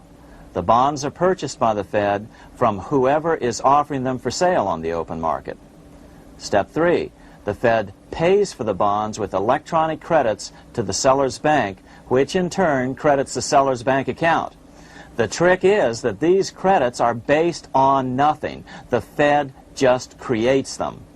Step 4, the banks use these deposits as reserves. They can loan out over 10 times the amount of their reserves to new borrowers, all at interest. In this way, a Fed purchase of, say, $1 million worth of bonds gets turned into over $10 million in bank accounts. The Fed, in effect, creates 10% of this totally new money, and the banks create the other 90%. To reduce the amount of money in the economy, the process is just reversed. The Fed sells bonds to the public, and the money flows out of the purchaser's local bank. Loans must be reduced by 10 times the amount of the sale. So, a Fed sale of $1 million in bonds results in $10 million less money in the economy. So how does this benefit the bankers whose representatives huddled at Jekyll Island? First, it totally misdirected banking reform efforts from proper solutions. Second, it prevented a proper debt-free system of government finance, like Lincoln's greenbacks, from making a comeback. The bond-based system of government finance forced on Lincoln after he created greenbacks was now cast in stone. Third, it delegated to the bankers the right to create 90% of our money supply based on only fractional reserves, which they then loan out at interest. Fourth, it centralized overall control of our nation's money supply in the hands of a few men. Fifth, it established a central bank with a high degree of independence from effective political control.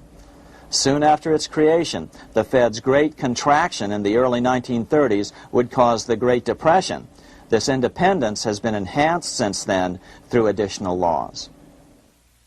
In order to fool the public into thinking the government retained control, the plan called for the Fed to be run by a board of governors appointed by the President and approved by the Senate.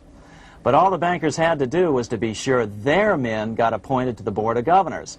That wasn't hard. Bankers have money, and money buys influence over politicians.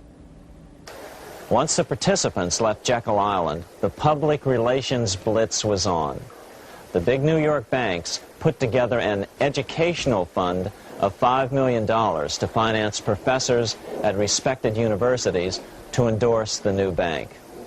Woodrow Wilson at Princeton was one of the first to jump on the bandwagon.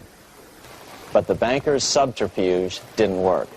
The Aldrich Bill was quickly identified as the bankers' bill, a bill to benefit only what became known as the money trust. As Congressman Lindbergh put it during the congressional debate, the Aldrich Plan is the Wall Street Plan. It means another panic, if necessary, to intimidate the people. Aldrich, paid by the government to represent the people, proposes a plan for the trusts instead. seeing they didn't have the votes to win in Congress, the Republican leadership never brought the Aldrich bill to a vote. The bankers quietly decided to move to track 2, the Democratic alternative. They began financing Woodrow Wilson as the Democratic nominee. As respected historian James Perloff put it, Wall Street financier Bernard Baruch was put in charge of Wilson's education. Baruch brought Wilson to the Democratic Party headquarters in New York in 1912, leading him like one would a poodle on a string. Wilson received an indoctrination course from the leaders convened there. So now the stage was set. The money changers were poised to install their privately owned central bank once again. The damage President Andrew Jackson had done 76 years earlier had been only partly repaired with the passage of the National Bank Act during the Civil War. Since then, the battle had raged on across the decades. The Jacksonians became the greenbackers, who became the hardcore supporters of William Jennings Bryan. With Bryan leading the charge, these opponents of the money changers, ignorant of Baruch's tutelage, now threw themselves behind Democrat Woodrow Wilson. They and Bryan would soon be betrayed.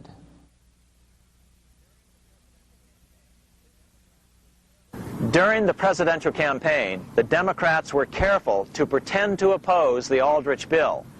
As Representative Lewis McFadden, himself a Democrat, as well as chairman of the House Banking and Currency Committee, explained it 20 years after the fact. The Aldrich bill was condemned in the platform. When Woodrow Wilson was nominated, the men who ruled the Democratic Party promised the people that if they were returned to power, there would be no central bank established here while they held the reins of government. 13 months later, that promise was broken, and the Wilson administration, under the tutelage of those sinister Wall Street figures who stood behind Colonel House, established here in our free country the worm-eaten, monarchical institution of the King's Bank, to control us from the top downward and to shackle us from the cradle to the grave. Once Wilson was elected, Morgan, Warburg, Baruch, and company advanced a new plan, which Warburg named the Federal Reserve System. The Democratic leadership hailed the new bill, called the Glass-Owen bill, as something radically different from the Aldrich bill. But in fact, the bill was virtually identical in every important detail. In fact, so vehement were the Democratic denials of similarity that Paul Warburg, the father of both bills, had to step in to reassure his paid friends in Congress that the two bills were virtually identical. Brushing aside the external differences affecting the shells, we find the kernels of the two systems very closely resembling and related to one another. But that admission was for private consumption only. Publicly, the money trust trotted out Senator Aldrich and Frank Vanderlip, the president of Rockefeller's National City Bank of New York and one of the Jekyll Island Seven, to oppose the new Federal Reserve System. Years later, however, Vanderlip admitted in the Saturday Evening Post that the two measures were virtually identical. Although the Aldrich Federal Reserve Plan was defeated when it bore the name Aldrich, nevertheless, its essential points were all contained in the plan that finally was adopted. As Congress neared a vote, they called Ohio attorney Alfred Crozier to testify. Crozier noted the similarities between the Aldrich bill and the Glass-Owen bill. The bill grants just what Wall Street and the big banks for 25 years have been striving for: private instead of public control of currency. It, the Glass-Owen bill, does this as completely as the Aldrich bill. Both measures rob the government and the people of all effective control over the public's money, and vest in the banks exclusively the dangerous power to make money among the people scarce or plenty. During the debate on the measure, senators complained that the big banks were using their financial muscle to influence the outcome.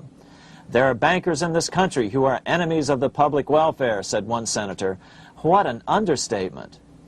Despite the charges of deceit and corruption, the bill was finally snuck through the Senate on December 22, 1913, after most senators had left town for the holidays, after having been assured by the leadership that nothing would be done until long after the Christmas recess. On the day the bill was passed, Congressman Lindbergh prophetically warned his countrymen that this act establishes the most gigantic trust on earth.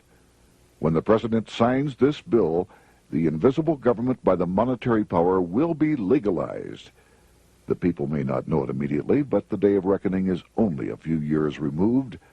The worst legislative crime of the ages is perpetrated by this banking bill.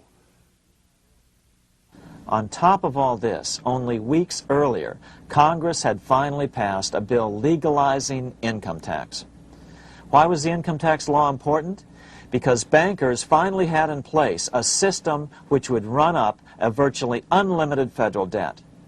How would the interest on this debt be repaid? Never mind the principal. Remember, a privately owned central bank creates the principal out of nothing. The federal government was small then. Up to then, it had subsisted merely on tariffs and excise taxes. No, just as with the Bank of England, the interest payments had to be guaranteed by direct taxation of the people. The money changers knew that if they had to rely on contributions from the states, eventually the individual state legislatures would revolt and either refuse to pay the interest on their own money or at least bring political pressure to bear to keep the debt small. It is interesting to note that in 1895, the Supreme Court had found a similar income tax law to be unconstitutional.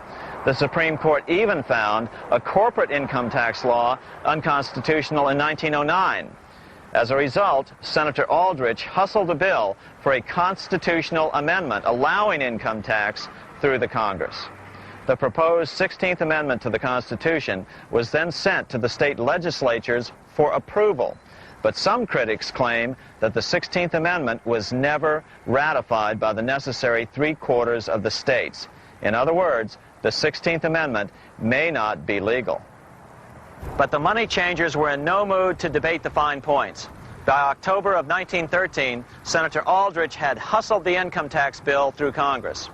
Without the power to tax the people directly and bypass the states, the Federal Reserve Bill would be far less useful to those who wanted to drive America deeply into their debt.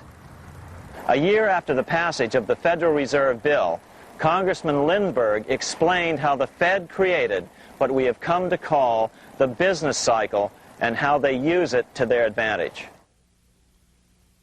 To cause high prices, all the Federal Reserve Board will do will be to lower the rediscount rate, producing an expansion of credit and a rising stock market. Then, when businessmen are adjusted to these conditions, it can check prosperity in mid-career by arbitrarily raising the rate of interest. It can cause the pendulum of a rising and falling market to swing gently back and forth by slight changes in the discount rate, or cause violent fluctuations by a greater rate variation. And in either case, it will possess inside information as to financial conditions and advanced knowledge of the coming change, either up or down. This is the strangest, most dangerous advantage ever placed in the hands of a special privileged class by any government that ever existed. The system is private, conducted for the sole purpose of obtaining the greatest possible profits from the use of other people's money. They know in advance when to create panics to their advantage. They also know when to stop panic. Inflation and deflation work equally well for them when they control finance. Congressman Lindbergh was correct on all points. What he didn't realize was that most European nations had already fallen prey to the central bankers decades or centuries earlier. But he also mentions the interesting fact that only 1 year later, the Fed had cornered the market in gold. This is how he put it, quote, "Already, the Federal Reserve banks have cornered the gold and gold certificates," close quote. But Congressman Lindbergh was not the only critic of the Fed.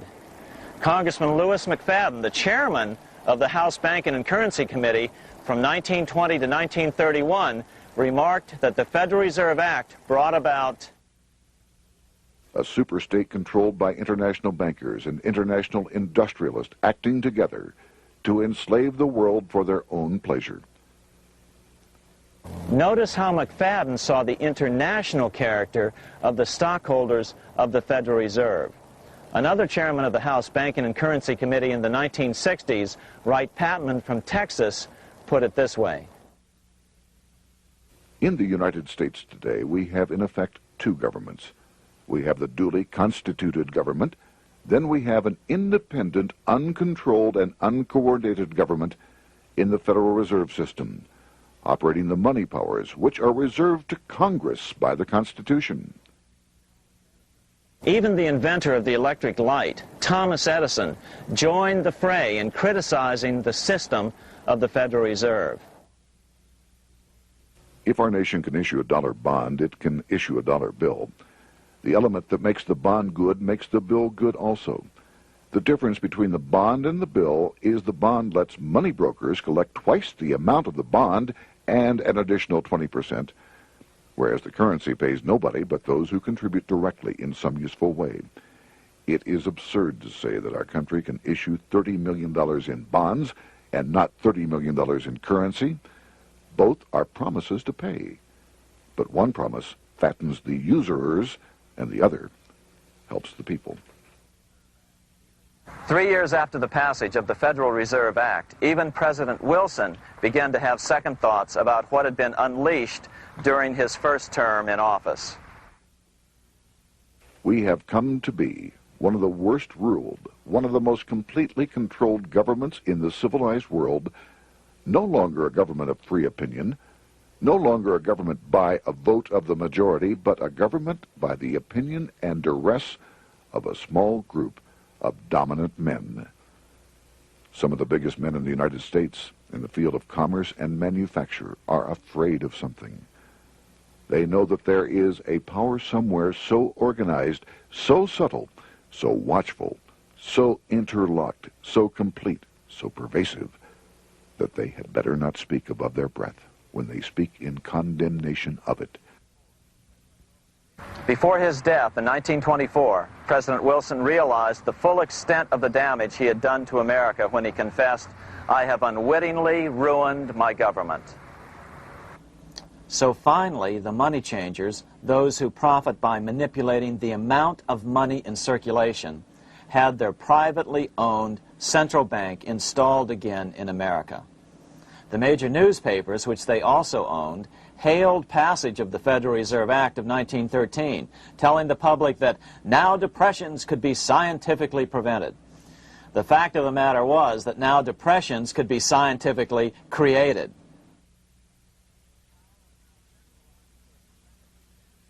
Power was now centralized to a tremendous extent. Now it was time for a war, a really big war. In fact, the First World War.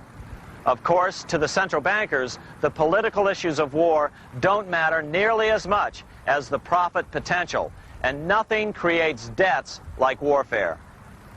England was the best example at that time.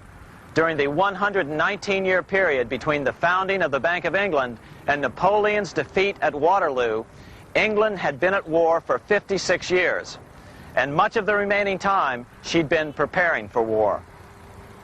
In World War I, the German Rothschilds loaned money to the Germans, the British Rothschilds loaned money to the British, and the French Rothschilds loaned money to the French. In America, J.P. Morgan was the sales agent for war materials to both the British and the French. In fact, 6 months into the war, Morgan became the largest consumer on earth, spending $10 million a day. His offices here at 23 Wall Street were mobbed by brokers and salesmen trying to cut a deal. In fact, it got so bad that the bank had to post guards at every door and at the partners' homes as well. Many other New York bankers made out as well from the war. President Wilson appointed Bernard Baruch to head the War Industries Board. According to historian James Perloff, both Baruch and the Rockefellers profited by some $200 million during the war. But profits were not the only motive. There was also revenge. The money changers never forgave the czars for their support of Lincoln during the Civil War. Also, Russia was the last major European nation to refuse to give in to the privately owned central bank scheme. 3 years after World War I broke out, the Russian Revolution toppled the Tsar and installed the scourge of communism. Jacob Schiff of Kuhn Loeb and Company bragged from his deathbed that he had spent $20 million towards the defeat of the Tsar. Money was funneled from England to support the revolution as well.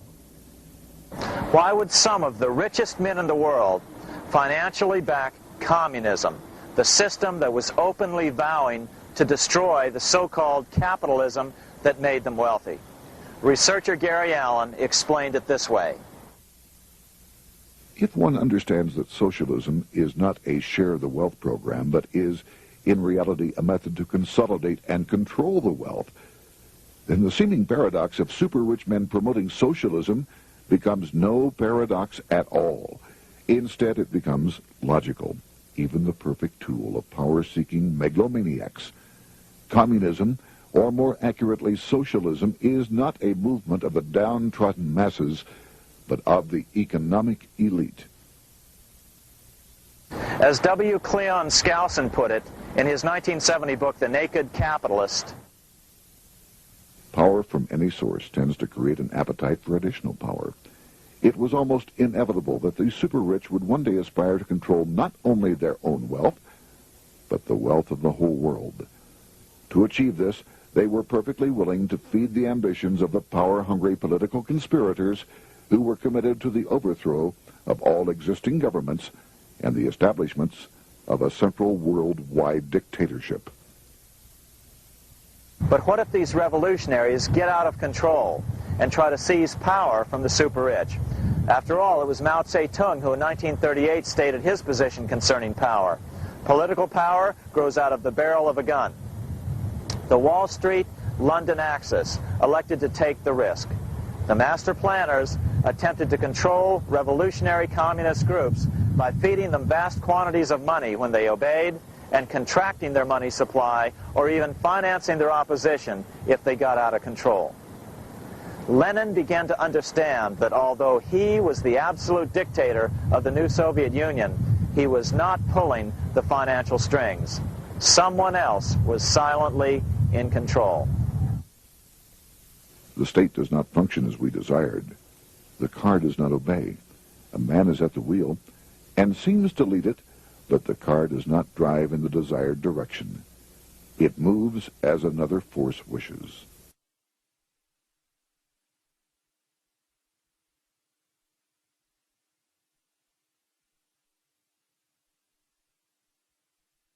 Who is behind it? Representative Louis T. McFadden, the chairman of the House Banking and Currency Committee throughout the 1920s and into the Great Depression years of the 1930s, explained it this way. The course of Russian history has indeed been greatly affected by the operations of international bankers. The Soviet government has been given United States Treasury funds by the Federal Reserve Board, acting through the Chase Bank. England has drawn money from us through the Federal Reserve banks and has relent it at high rates of interest to the Soviet government. The Dnipro Dam was built with funds unlawfully taken from the United States Treasury by the corrupt and dishonest Federal Reserve Board and the Federal Reserve banks. In other words, the Fed and the Bank of England, at the behest of the international bankers who controlled them, were creating a monster, one which would fuel 7 decades of unprecedented communist revolution, warfare, and most importantly, debt. In case you think there's some chance that the money changers got communism going and then lost control, in 1992, the Washington Times reported that Russian President Boris Yeltsin was upset that most of the incoming foreign aid was being siphoned off, quote, straight back into the coffers of Western banks in debt service, close quote. No one in his right mind would claim that a war as large as World War I had a single cause.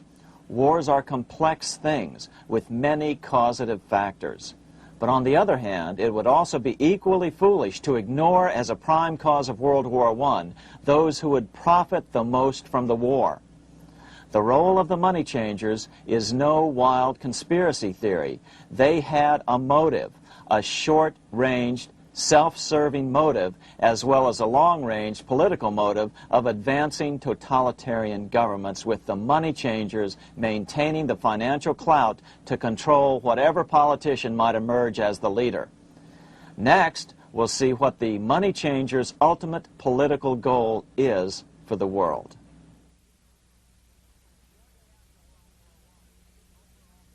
Shortly after World War I, the overall political agenda of the money changers began to be clear. Now that they controlled national economies individually, the next step was the ultimate form of consolidation, world government. The new world government proposal was given top priority at the Paris Peace Conference after World War I. It was called the League of Nations. But much to the surprise of Paul Warburg and Bernard Baruch, who attended the peace conference with President Wilson, the world was not yet ready to dissolve national boundaries. Nationalism still beats strong in the human breast. For example, Lord Curzon, the British Foreign Secretary, called the League of Nations a good joke. even though it was the stated policy of the British government to support it. To the humiliation of President Wilson, the U.S. Congress wouldn't ratify the League either, despite the fact that it had been ratified by many other nations. Without money flowing from the U.S. Treasury, the League died. After World War I, the American public had grown tired of the internationalist policies of Democrat Woodrow Wilson. In the presidential election of 1920, Republican Warren Harding won a landslide victory with over 60% of the vote. Harding was an ardent foe of both Bolshevism and the League of Nations. His election, which opened a 12-year run of Republican presidents in the White House, led to an unprecedented era of prosperity known as the Roaring Twenties. Despite the fact that the war had brought America a debt 10 times larger than its Civil War debt, still the American economy surged. Gold had poured into the country during the war, and it continued to do so afterwards. In the early 1920s, the governor of this bank, the Federal Reserve Bank of New York, a man named Benjamin Strong, met frequently with the secretive and eccentric governor of the Bank of England, Montague Norman. Norman was determined to replace the gold England had lost to the U.S. during World War I and return the Bank of England to its former position of dominance in world finance. On top of that, rich with gold, the American economy might get out of control again, just like it had done after the Civil War. During the next 8 years, under the presidencies of Harding and Coolidge, the huge federal debt built up during World War I was cut by 38%, down to $16 billion, the greatest percentage drop in U.S. history. During the election of 1920, Warren Harding and Calvin Coolidge ran against James Cox, the governor of Ohio, and the little-known Franklin D. Roosevelt, who had previously risen to no higher post than President Wilson's Assistant Secretary of the Navy. After his inauguration, Harding moved quickly to formally kill the League of Nations. Then he quickly moved to reduce domestic taxes while raising tariffs to record heights. Now, this was a revenue policy of which most of the Founding Fathers would certainly have approved. His second year in office, Harding took ill on a train trip in the West and suddenly died. Although no autopsy was performed, the cause was said to be either pneumonia or food poisoning. When Coolidge took over, he continued Harding's domestic economic policy of high tariffs on imports while cutting income taxes. As a result, the economy grew at such a rate that net revenue still increased. Now that had to be stopped. So just as they'd done so frequently before, the money changers decided it was time to crash the American economy. The Federal Reserve began flooding the country with money. They increased the money supply by 62% during these years. Money was plentiful. This is why it was known as the Roaring Twenties. Before his death in 1919, former President Teddy Roosevelt warned the American people what was going on. As reported in the March 27, 1922 edition of the New York Times, Roosevelt said, "These international bankers and Rockefeller Standard Oil interests control the majority of newspapers and the columns of these papers to club into submission or drive out of public office officials who refuse to do the bidding of the powerful, corrupt cliques which compose the invisible government." Just one day before, in the New York Times, the mayor of New York, John Hylan, quoted Roosevelt and blasted those he saw as taking control of America, its political machinery, and its press. The warning of Theodore Roosevelt has much timeliness today, for the real menace of our republic is this invisible government which, like a giant octopus, sprawls its slimy length over city, state, and nation. It seizes in its long and powerful tentacles our executive officers, our legislative bodies, our schools, our courts, our newspapers, and every agency created for the public protection. To depart from mere generalizations, let me say that at the head of this octopus are the Rockefeller Standard Oil interest and a small group of powerful banking houses generally referred to as the international bankers. The little coterie of powerful international bankers virtually run the United States government for their own selfish purposes. They practically control both parties, write political platforms, make cat's paws of party leaders, use the leading men of private organizations, and resort to every device to place in nomination for high public office only such candidates as will be amenable to the dictates of corrupt big business. These international bankers and Rockefeller Standard Oil interests control the majority of newspapers and magazines in this country. Why didn't people listen to such strong warnings and demand that Congress reverse its 1913 passage of the Federal Reserve Act? Because remember, it was the 1920s. A steady increase in bank loans contributed to a rising market. In other words, just as it is today, in times of prosperity, no one wants to worry about economic issues. But there was a dark side to all this prosperity. Businesses expanded and became strung out on credit. Speculation in the booming stock market became rampant. Although everything looked rosy, it was a castle made of sand.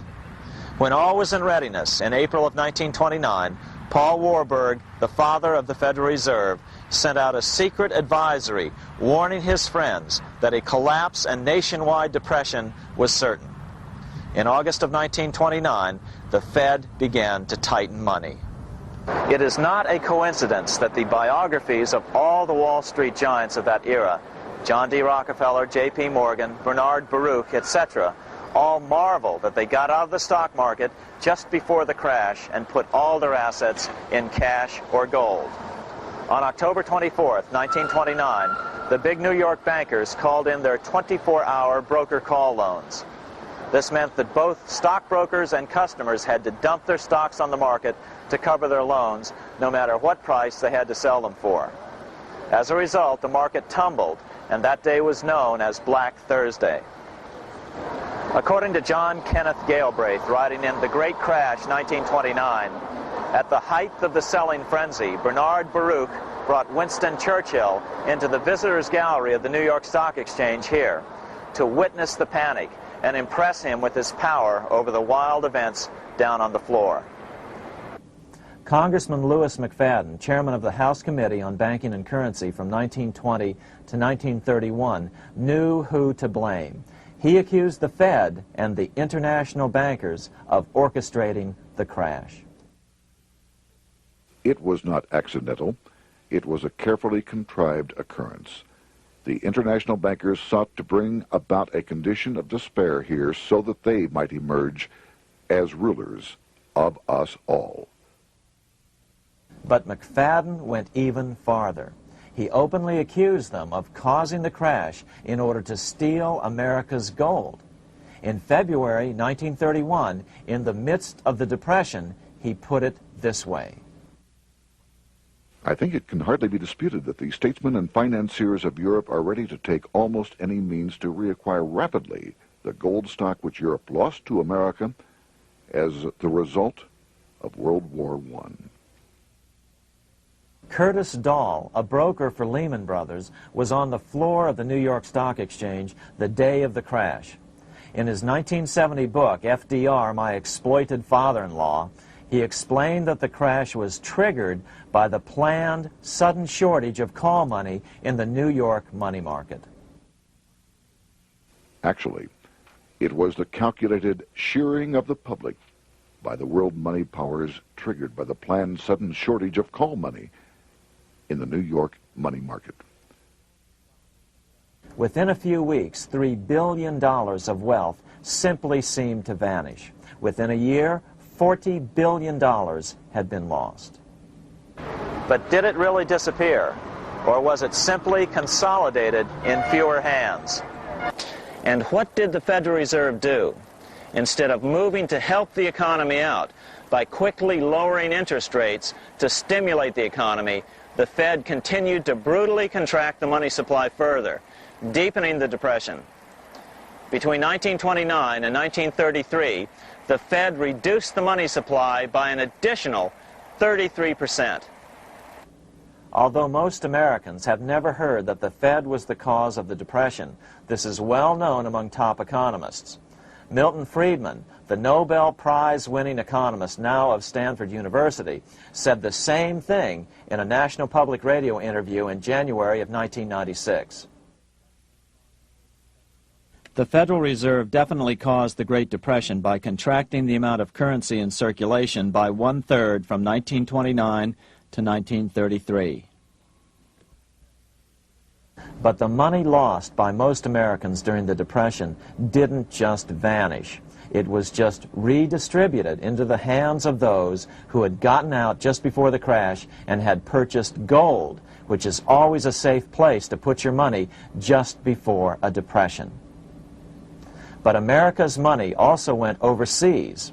Incredibly, as President Hoover was heroically trying to rescue banks and prop up businesses, with millions of Americans starving as the Great Depression deepened, millions of dollars were being spent rebuilding Germany from damage sustained during World War I. 8 years before Hitler would invade Poland, Representative Louis McFadden, chairman of the House Banking and Currency Committee, warned Congress that Americans were paying for Hitler's rise to power. After World War I, Germany fell into the hands of the German international bankers. Those bankers bought her, and they now own her lock, stock, and barrel. They have purchased her industries, they have mortgages on her soil, they control her production, they control all her public utilities. The international German bankers have subsidized the present government of Germany, and they have also supplied every dollar of the money Adolf Hitler has used in his lavish campaign to build up a threat to the government of Brüning. When Brüning fails to obey the orders of the German international bankers, Hitler is brought forth to scare the Germans into submission. Through the Federal Reserve Board, over $30 billion of American money has been pumped into Germany. You have all heard of the spending that's taken place in Germany. Modernistic dwellings, her great planetariums, her gymnasiums, her swimming pools, her fine public highways, her perfect factories. All this was done on our money. All this was given to Germany through the Federal Reserve Board. The Federal Reserve Board has pumped so many billions of dollars into Germany that they dare not name the total. Franklin D. Roosevelt was swept into office during the 1932 presidential election. Once Roosevelt was in office, however, sweeping emergency banking measures were immediately announced, which did nothing but increase the Fed's power over the money supply. Then, and only then, did the Fed finally begin to loosen the purse strings and feed new money out to the starving American people. At first, Roosevelt railed against the money changers as being the cause of the Depression. Believe it or not, this is what he said on March 4th, 1933, in his inaugural address. Practices of the unscrupulous money changers stand indicted in the court of public opinion, rejected by the hearts and minds of men. The money changers have fled from their high seats in the temple of our civilization. But 2 days later, Roosevelt declared a bank holiday and closed all banks. Later that year, Roosevelt outlawed private ownership of all gold bullion and all gold coins with the exception of rare coins. Most of the gold in the hands of the average American was in the form of gold coins. The new decree was, in effect, a confiscation. Those who didn't comply risk as much as 10 years in prison and a $10,000 fine, the equivalent of $100,000 today. Out in small-town America, some people didn't trust Roosevelt's order. Many were torn between keeping their hard-earned wealth or obeying the government. Those who did turn in their gold were paid the official price for it, $20.66 per ounce. So unpopular was the confiscation order that no one anywhere in government would take credit for authoring it. No congressman claimed it. At the signing ceremony, President Roosevelt made it clear to all present that he was not the author of it and publicly stated that he had not ever read it. Even his Secretary of the Treasury said he'd never read it either, saying it was, quote, what the experts wanted. Roosevelt convinced the public to give up their gold by saying that pooling the nation's resources was necessary to get America out of the Depression. With great fanfare, he ordered a new bullion depository built to hold the mountain of gold the U.S. government was illegally confiscating. By 1936, the U.S. bullion depository at Fort Knox was completed, and in January 1937, the gold began to flow into it. The rip-off of the ages was about to proceed. In 1935, once the gold had all been turned in, the official price of gold was suddenly raised to $35 per ounce. But the catch was, only foreigners could sell their gold at the new higher price. The money changers who had heeded Warburg's note and gotten out of the stock market just before the crash and bought gold at $20.66 per ounce, then shipped it to London, could now bring it back and sell it back to the government, nearly doubling their money while the average American starved. The Fort Knox Bullion Depository sits here in the middle of the Fort Knox Military Reservation, 30 miles southwest of Louisville, Kentucky. This was as close as we were permitted to get to the depository despite years of letters from members of Congress to allow our film crew inside. The 4-acre grounds immediately surrounding the building are guarded by an electrified steel fence, an open moat, and 4 machine-gun-armed guard pillboxes at the structure's corners. When the gold began arriving on January 13, 1937, there was unprecedented security. Thousands of official guests watched the arrival of a 9-car train from Philadelphia, guarded by armed soldiers, postal inspectors, Secret Servicemen, and guards from the U.S. Mint. It was all great theater. America's gold supply from across the land had been pooled, supposedly for the public benefit, and then safely tucked into Fort Knox. But all that security would soon be breached by the government itself. Now the stage was set for a really big war, one which would pile up debt far beyond that of World War I. For example, in 1944 alone, the U.S. national income was only $183 billion, yet $103 billion was spent on the war. This was 30 times the spending rate during World War I. In fact, the American taxpayer picked up 55% of the total Allied cost of the war. But equally important, virtually every nation involved in World War II greatly multiplied their debt. In the U.S., for example, federal debt went from $43 billion in 1940 up to $257 billion in 1950, an increase of 598%. Between 1940 and 1950, Japanese debt swelled 1,348%. French debt grew 583%, and Canadian debt soared 417%. After the war, the world was now divided into 2 economic camps: communist command economies on the one hand versus monopoly capitalists on the other, set to fight it out in one perpetual and highly profitable arms race. It was finally time for the central bankers to embark in earnest on their 3-step plan to centralize the economic systems of the entire world and finally bring about their global government or New World Order. The phases of this plan were: Step 1, central bank domination of national economies worldwide. Step 2, centralize regional economies through organizations such as the European Monetary Union and regional trade unions such as NAFTA. Step 3, centralize the world economy through a world central bank, a world money, and ending national independence through abolition of all tariffs by treaties like GATT. Step 1 was completed long ago. Steps 2 and 3 are far advanced, nearing completion. What about gold? Among central banks, the largest holder of gold is now the IMF. It and central banks now control 2/3 of the world's gold supply, giving them the ability to manipulate the gold market. Remember the money changer's golden rule: he who has the gold makes the rules.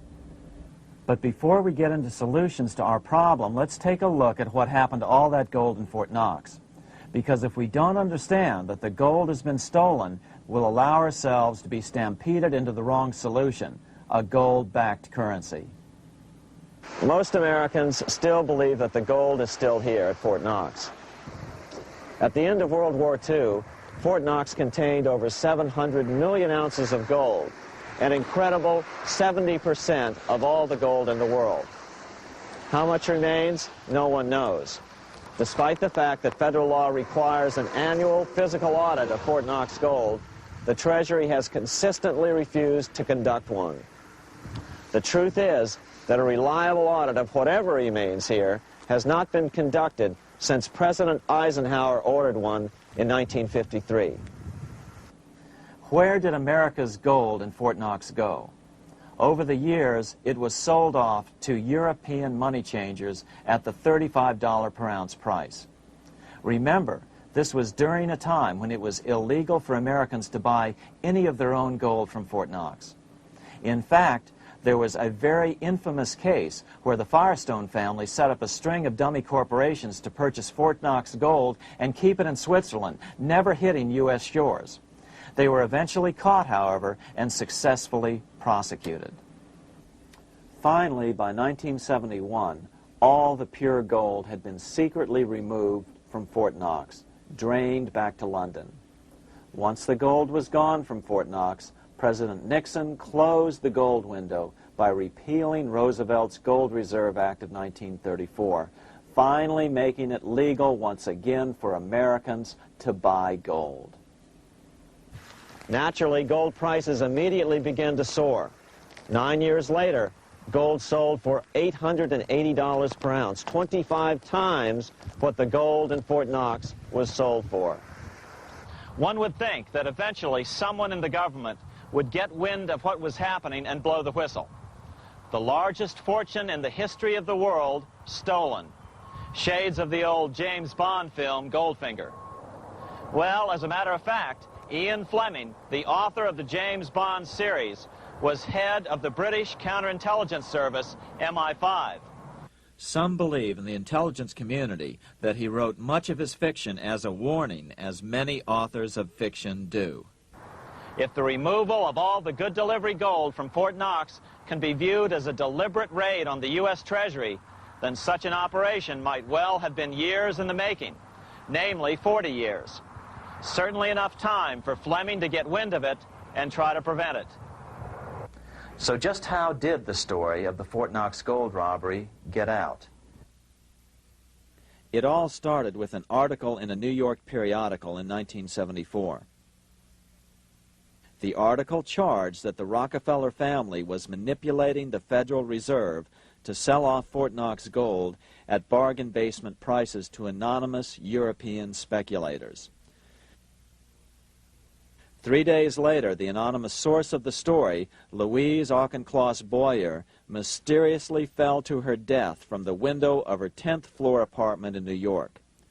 How would Mrs. Boyer have known of the Rockefeller connection to the Fort Knox gold heist? She was the longtime secretary of Nelson Rockefeller. For the next 14 years, this man, Ed Durrell, a wealthy Ohio industrialist, devoted himself to a quest for the truth concerning the Fort Knox gold.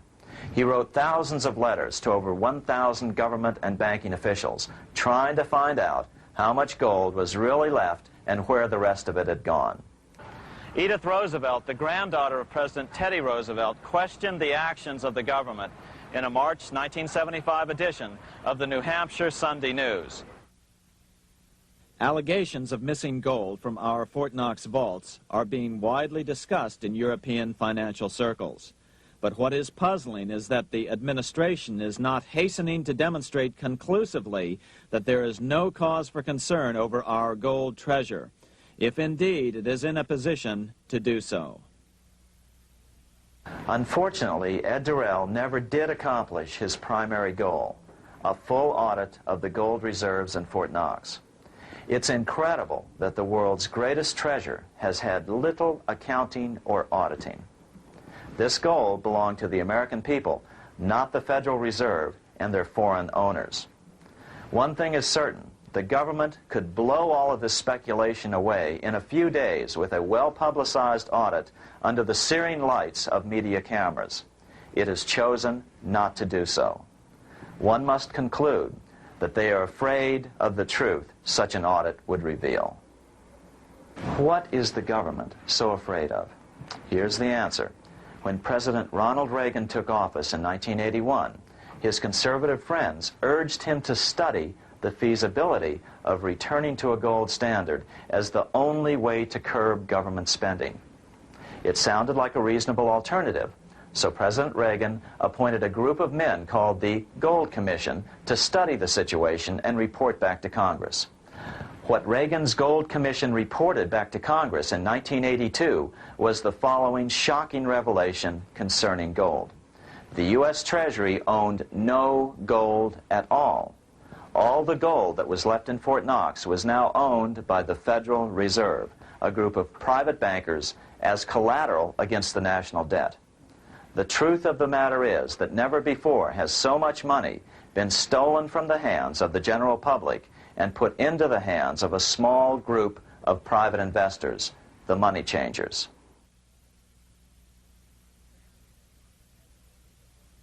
I'm standing in front of the headquarters of the International Monetary Fund located in Washington, D.C.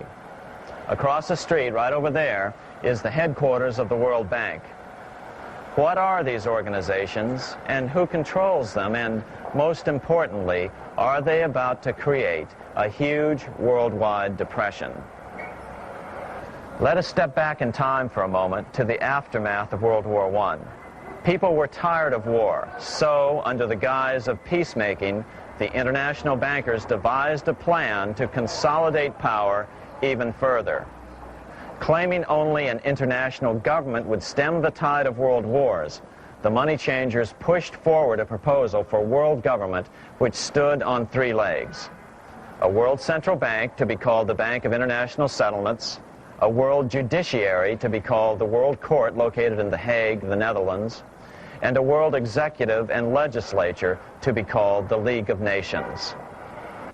As President Clinton's mentor, Georgetown historian Carroll Quigley wrote in his 1966 book, Tragedy and Hope,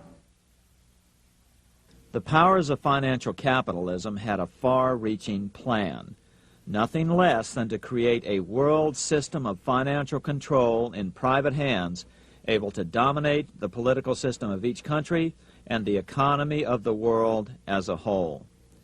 This system was to be controlled in a feudalistic fashion by the central banks of the world, acting in concert by secret agreements arrived at in frequent meetings and conferences. The apex of the system was to be the Bank for International Settlements in Bâle, Switzerland, a private bank owned and controlled by the world central banks, which were themselves private corporations. Each central bank sought to dominate its government by its ability to control treasury loans, to manipulate foreign exchanges, to influence the level of economic activity in the country, and to influence cooperative politicians by subsequent economic rewards in the business world. Despite intense pressure from the international bankers and the press, a handful of U.S. senators, led by Senator Henry Cabot Lodge, kept the U.S. out of these schemes. Without U.S. participation, the League was doomed. Incredibly, even though the U.S. rejected the World Central Bank, the BIS, the New York Federal Reserve ignored its government and arrogantly sent representatives to Switzerland to participate in the central bankers' meeting right up until 1994, when the U.S. was finally officially dragged into it. Their world government schemes thwarted, the bankers resorted to the old formula: another war to wear down the resistance to world government while reaping handsome profits. To this end, Wall Street helped resurrect Germany through the Thyssen banks, which were affiliated with the Harriman interest in New York, just as the Chase Bank had assisted in the financing of the Bolshevik Revolution in Russia during World War I. Chase Bank was controlled by the Rockefeller family. Subsequently, it was merged with Warburg's Manhattan Bank to form the Chase Manhattan Bank. Now this has merged with Chemical Bank of New York, making it the largest Wall Street bank. Their strategy worked. Even before World War II was over, world government was back on track. In 1944, at Bretton Woods, New Hampshire, the International Monetary Fund and the World Bank were approved with full U.S. participation. The Second League of Nations, renamed the United Nations, was approved in 1945. Soon, a new international court system was functioning as well. All effective opposition to these international bodies before the war had evaporated in the heat of war, just as planned. These new organizations simply repeated on a world scale what the National Banking Act of 1864 and the Federal Reserve Act of 1913 had established in the U.S. They created a banking cartel composed of the world's central banks, which gradually assumed the power to dictate credit policies to the banks of all the nations. For example, just as the Federal Reserve Act authorized the creation of a new national fiat currency called Federal Reserve Notes, the IMF has been given the authority to issue a world fiat money called Special Drawing Rights, or SDRs. To date, the IMF has created in excess of $30 billion worth of SDRs. Member nations are being pressured to make their currencies fully exchangeable for SDRs. In 1968, Congress approved laws authorizing the Fed to accept SDRs as reserves in the U.S. and to issue Federal Reserve notes in exchange for SDRs. What does that mean? It means that in the U.S., SDRs are already a part of our lawful money. And what about gold? SDRs are already partially backed by gold. And with 2/3 of world gold now in the hands of central banks, the money changers can go about structuring the world's economic future in whichever way they deem most profitable. Keep in mind, just as the Fed is controlled by its Board of Governors, the IMF is controlled by its Board of Governors, which are either the heads of the different central banks or the heads of the various national treasury departments dominated by their central banks. Voting power in the IMF gives the U.S. and the UK, that is to say the Fed and the Bank of England, effective control. Just as the Fed controls the amount of money in the U.S., the BIS, IMF, and World Bank control the money supply for the world. So we see the repetition of the old goldsmith's fraud replicated on the national scale with central banks like the Fed and on the international scale by the three arms of the world central bank. Is this organization of the BIS, the IMF, and the World Bank, which we refer to collectively as the World Central Bank, presently expanding and contracting world credit? Yes. Regulations put into effect in 1988 by the BIS required the world's bankers to raise their capital and reserves to 8% of liabilities by 1992. Increased capital requirements put an upper limit to the fractional reserve lending, similar to the way cash reserve requirements do. What has this seemingly insignificant regulation made in a Swiss city 8 years ago meant to the world? It means our banks cannot loan more and more money to buy more and more time before the next depression, as a maximum loan ratio is now set. It means those nations with the lowest bank reserves in their systems have already felt the terrible effects of this credit contraction as their banks scrambled to raise money to increase their reserves to 8%. To raise the money, they had to sell stocks, which depressed their stock markets and began the depression first in their countries. Japan, which in 1988 had among the lowest capital and reserve requirements and thus was the most affected by the regulation, has experienced a financial crash which began almost immediately in 1989, which has wiped out a staggering 50% of the value of its stock market since 1990 and 60% of the value of its commercial real estate. The Bank of Japan has lowered its interest rates to 0.5%, practically giving away money to resurrect the economy, but still the depression worsens. Due to the $20 billion U.S. bailout of Mexico, the financial collapse in that nation is already known here. Yet despite the bailout, the economy continues to be a disaster.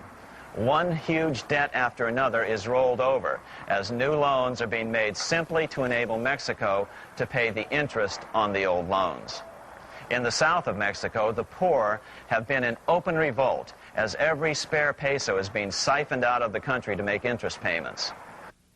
It is important to note that a radical transfer of power is taking place as nations become subservient to a supranational world central bank controlled by a handful of the world's richest bankers. As the IMF creates more and more SDRs by the stroke of a pen on IMF ledgers, more and more nations borrow them to pay interest on their mounting debts and gradually fall under the control of the faceless bureaucrats of the World Central Bank. As the worldwide depression worsens and spreads, this will give the World Central Bank the power of economic life and death over these nations. It will decide which nations will be permitted to receive further loans and which nations will starve. Despite all the rhetoric about development and the alleviation of poverty, the result is a steady transfer of wealth from the debtor nations to the money changers' central banks which control the IMF and the World Bank.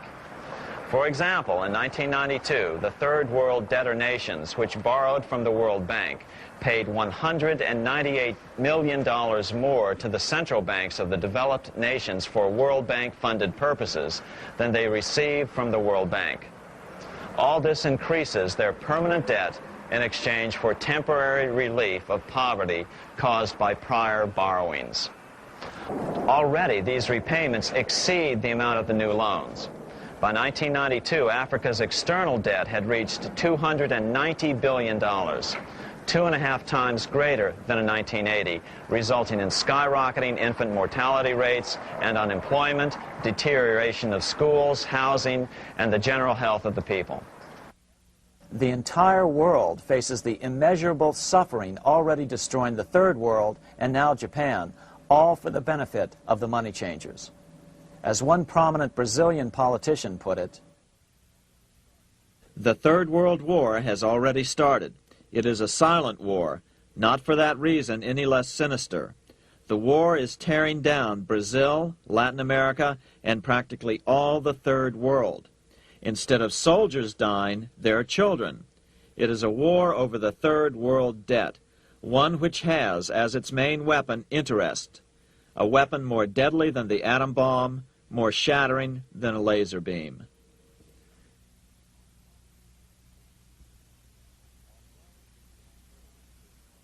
Although it would be absurd to ignore the pivotal role played by influential families such as the Rothschilds, the Warburgs, the Schiffs, the Morgans, and the Rockefellers in any review of the history of central banking and fractional banking, keep in mind, by now, central banks and the large commercial banks are up to 3 centuries old and deeply entrenched in the economic life of many nations. These banks are no longer dependent on clever individuals such as a Nathan Rothschild.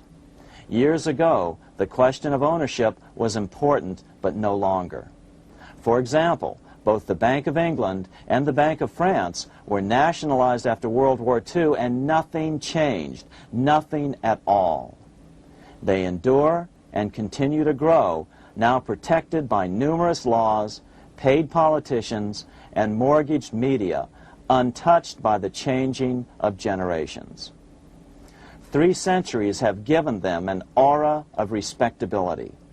The old school tie is now worn by the 6th generation son, who's been raised in a system that he may never question as he is named to serve on the governing boards of countless philanthropic organizations. To focus attention today on individuals or families, or to attempt to sort out the current holders of power, serves little useful purpose and would be a distraction from the cure. The problem is far bigger than that. It is the corrupt banking system that was and is being used to consolidate vast wealth into fewer and fewer hands that is our current economic problem. Change the names of the main players now, and the problem will neither go away nor even miss a beat. Likewise, among the hordes of bureaucrats working in the World Bank, central banks, and international banks, only a tiny fraction have any idea of what's really going on. No doubt they'd be horrified to learn that their work is contributing to the terrible impoverishment and gradual enslavement of mankind to a few incredibly rich plutocrats. So really, there's no use in emphasizing the role of individuals anymore. And the problem even transcends the normal spectrum of political right and left. Both communism and socialism, as well as monopoly capitalism, have been used by the money changers. Today, they profit from either side of the new political spectrum. The big government, welfare state on the so-called left wing versus the neoconservative, laissez-faire capitalists who want big government totally out of their lives on the right wing. Either way, the bankers win. Monetary reform is the most important political issue facing this nation. That clarified, let's proceed to the conclusions in the spirit Lincoln declared, with malice towards none, with charity towards all. At the start of this video, we ask a number of troubling questions. Let's be sure we've answered them. What's going on in America today? Why are we over our heads in debt? Why can't the politicians bring debt under control? Why are we over our heads in debt? Because we're laboring under a debt money system that is designed and controlled by private bankers. Now, some will argue that the Federal Reserve System is a quasi-governmental agency. But the President appoints only 2 of the 7 members of the Federal Reserve Board of Governors every 4 years. And he appoints them to 14-year terms, far longer than his own. The Senate does confirm those appointments, but the whole truth is that the President wouldn't dare appoint anyone to that board of whom Wall Street does not approve. Of course, this does not preclude the possibility that some honorable men may be appointed to the Board of Governors. But the fact is that the Fed is specifically designed to operate independently of our government, as are nearly all other central banks. Some argue that the Fed promotes monetary stability. We saw the current head of the Bank of England, Eddie George, claim that this was the most important role of a central bank. In fact, the Fed's record of stabilizing the economy shows it to be a miserable failure in this regard. Within the first 25 years of its existence, the Fed caused 3 major economic downturns, including the Great Depression, and for the last 30 years has shepherded the American economy into a period of unprecedented inflation. Again, this is not some wild conspiracy theory. It's a well-known fact among top economists. As Nobel Prize-winning economist Milton Friedman put it, the stock of money, prices, and output was decidedly more unstable after the establishment of the Federal Reserve System than before. The most dramatic period of instability in output was, of course, the period between the 2 wars, which includes the severe monetary contractions of 1920-21, 1929-33, and 1937-38. No other 20-year period in American history contains as many as 3 such severe contractions. This evidence persuades me that at least a third of the price rise during and just after World War I is attributable to the establishment of the Federal Reserve System, and that the severity of each of the major contractions, 1920-21, 1929-33, and 1937-38, is directly attributable to acts of commission and omission by the reserve authorities. Any system which gives so much power and so much discretion to a few men so that mistakes, excusable or not, can have such far-reaching effects is a bad system. It is a bad system to believers in freedom just because it gives a few men such power without any effective check by the body politic. This is the key political argument against an independent central bank. To paraphrase Clemenceau, money is much too serious a matter to be left to the central bankers. We must learn from our history before it is too late. Why can't politicians control the federal debt? Because all our money is created out of debt. Again, it's a debt money system. Our money is created initially by the purchase of U.S. bonds. The public buys bonds like savings bonds, the banks buy bonds, foreigners buy bonds, and when the Fed wants to create more money in the system, it buys bonds, but pays for them with a simple bookkeeping entry which it creates out of nothing. Then this new money, created by the Fed, is multiplied by a factor of 10 by the banks thanks to the fractional reserve principle. So although the banks don't create currency, they do create checkbook money or deposits by making new loans. They even invest some of this created money. In fact, over $1 trillion of this privately created money has been used to purchase U.S. bonds on the open market, which provides the banks with roughly $50 billion in interest, risk-free, each year, less the interest they pay to some depositors. In this way, through fractional reserve lending, banks create over 90% of the money and therefore cause over 90% of our inflation. What can we do about all this? Fortunately, there's a way to fix the problem fairly easily, speedily, and without any serious financial problems. We can get our country totally out of debt in 1 to 2 years by simply paying off these U.S. bonds with debt-free U.S. notes, just like Lincoln issued. Of course, that by itself would create tremendous inflation, since our currency is presently multiplied by the fractional reserve banking system. But here's the ingenious solution, advanced in part by Milton Friedman, to keep the money supply stable and avoid inflation and deflation while the debt is retired. As the Treasury buys up its bonds on the open market with U.S. notes, the reserve requirements of your hometown local bank will be proportionally raised, so the amount of money in circulation remains constant. As those holding bonds are paid off in U.S. notes, they will deposit this money, thus making available the currency then needed by the banks to increase their reserves. Once all the U.S. bonds are replaced with U.S. notes, banks will be at 100% reserve banking instead of the fractional reserve system currently in use. From this point on, the former Fed buildings will only be needed as a central clearinghouse for checks and as vaults for U.S. notes. The Federal Reserve Act will no longer be necessary and could be repealed. Monetary power can be transferred back to the Treasury Department. There would be no further creation or contraction of money by banks.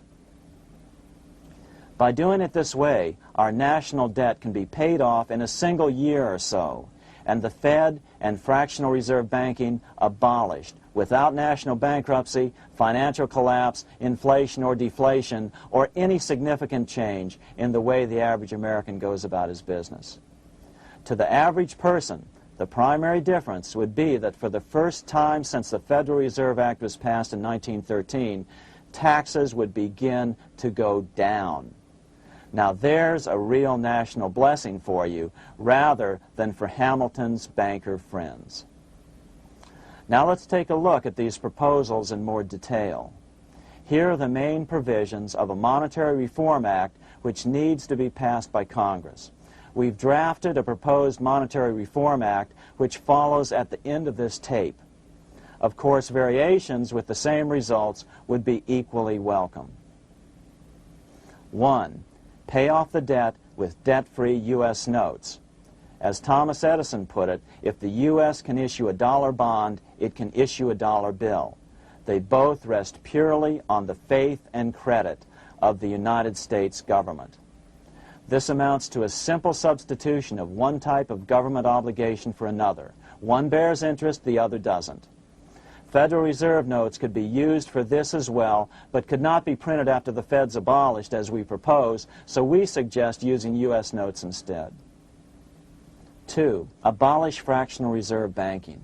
As the debt is paid off, the reserve requirements of all banks and financial institutions would be raised proportionally at the same time to absorb the new U.S. notes, which would be deposited and become the bank's increased reserves.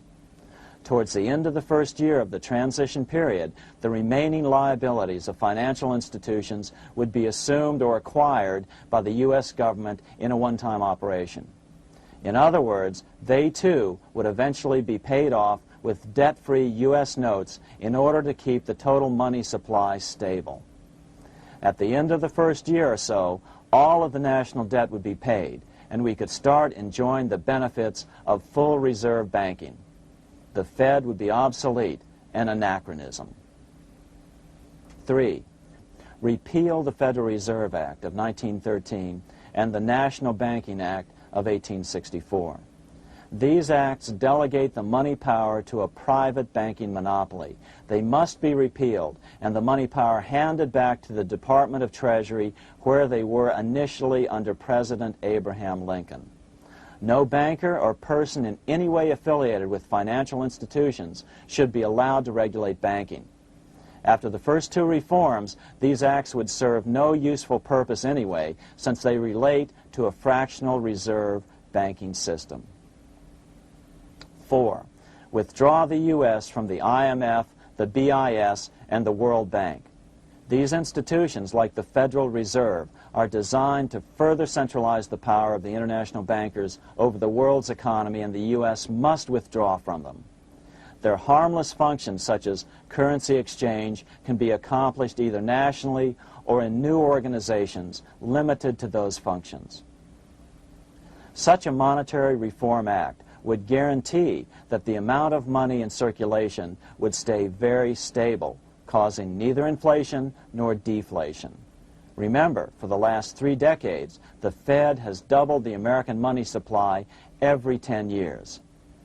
That fact and fractional reserve banking are the real causes of inflation and the reduction in our buying power, a hidden tax. These and other taxes are the real reasons both parents now have to work just to get by.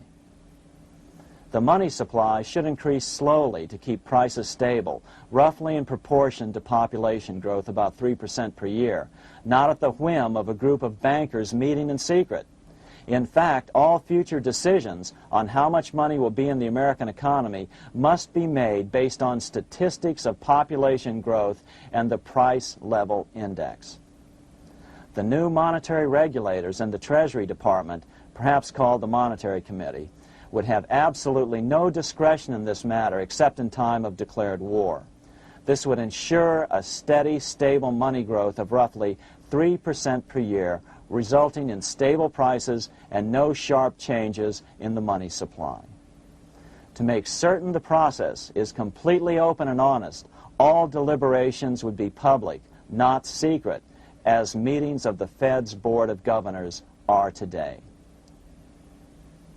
How do we know this will work?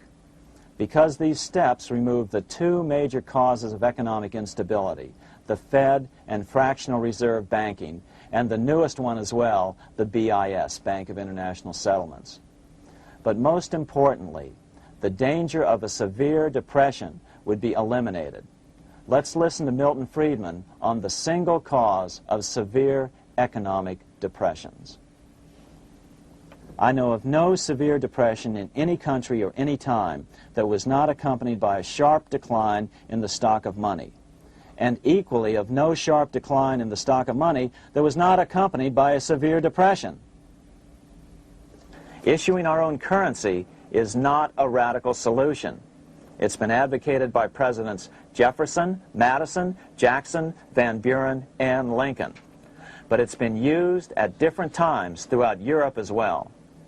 Perhaps the best example is one of the small islands off the coast of France in the English Channel. Called Guernsey, It's been using debt-free money issues to pay for large building projects for nearly 200 years. Here we are on Guernsey, and this is the Guernsey flower and vegetable market.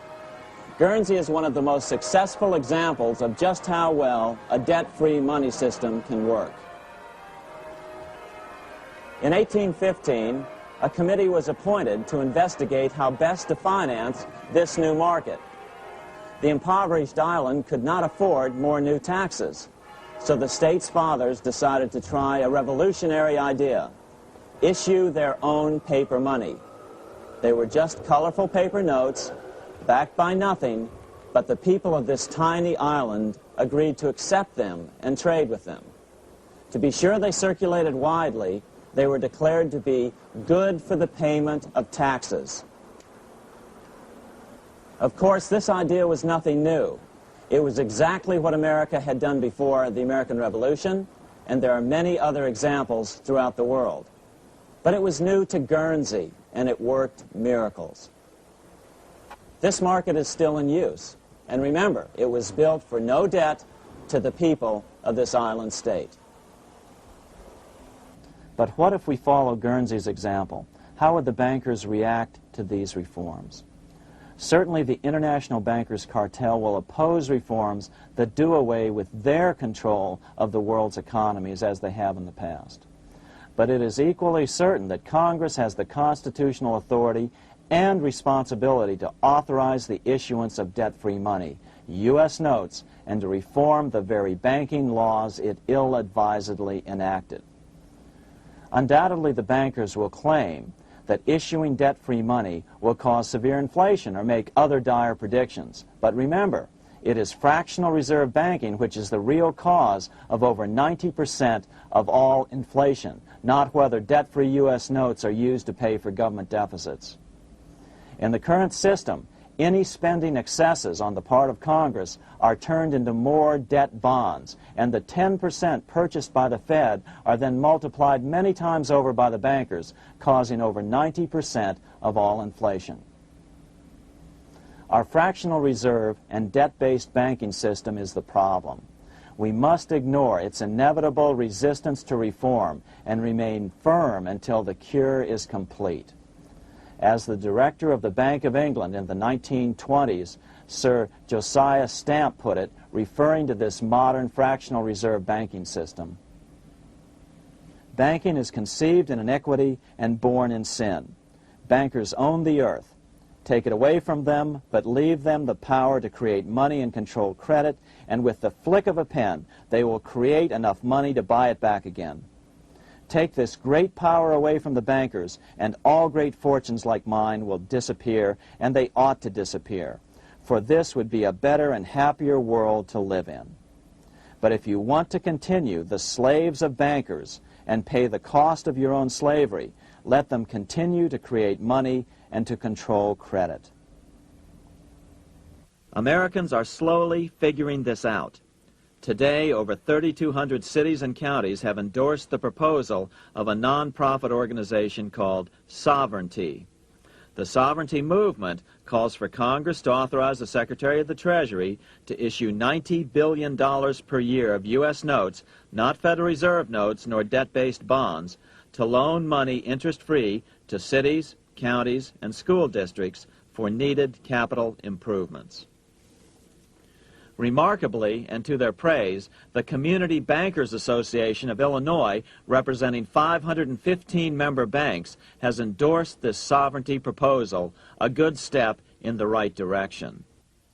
As Milton Friedman has repeatedly pointed out, no severe depression can occur without a severe contraction of money. In our system, only the Fed, the Bank of International Settlements, with U.S. bankers' cooperation, or a combination of the largest Wall Street banks could cause a depression.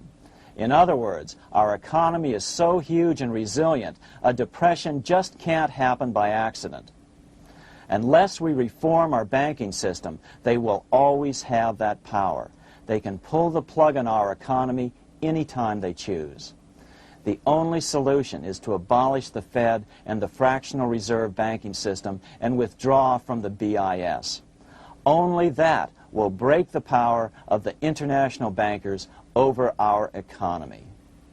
And keep in mind, a stock market crash itself cannot cause a severe depression. Only the severe contraction of our money supply can cause a severe depression.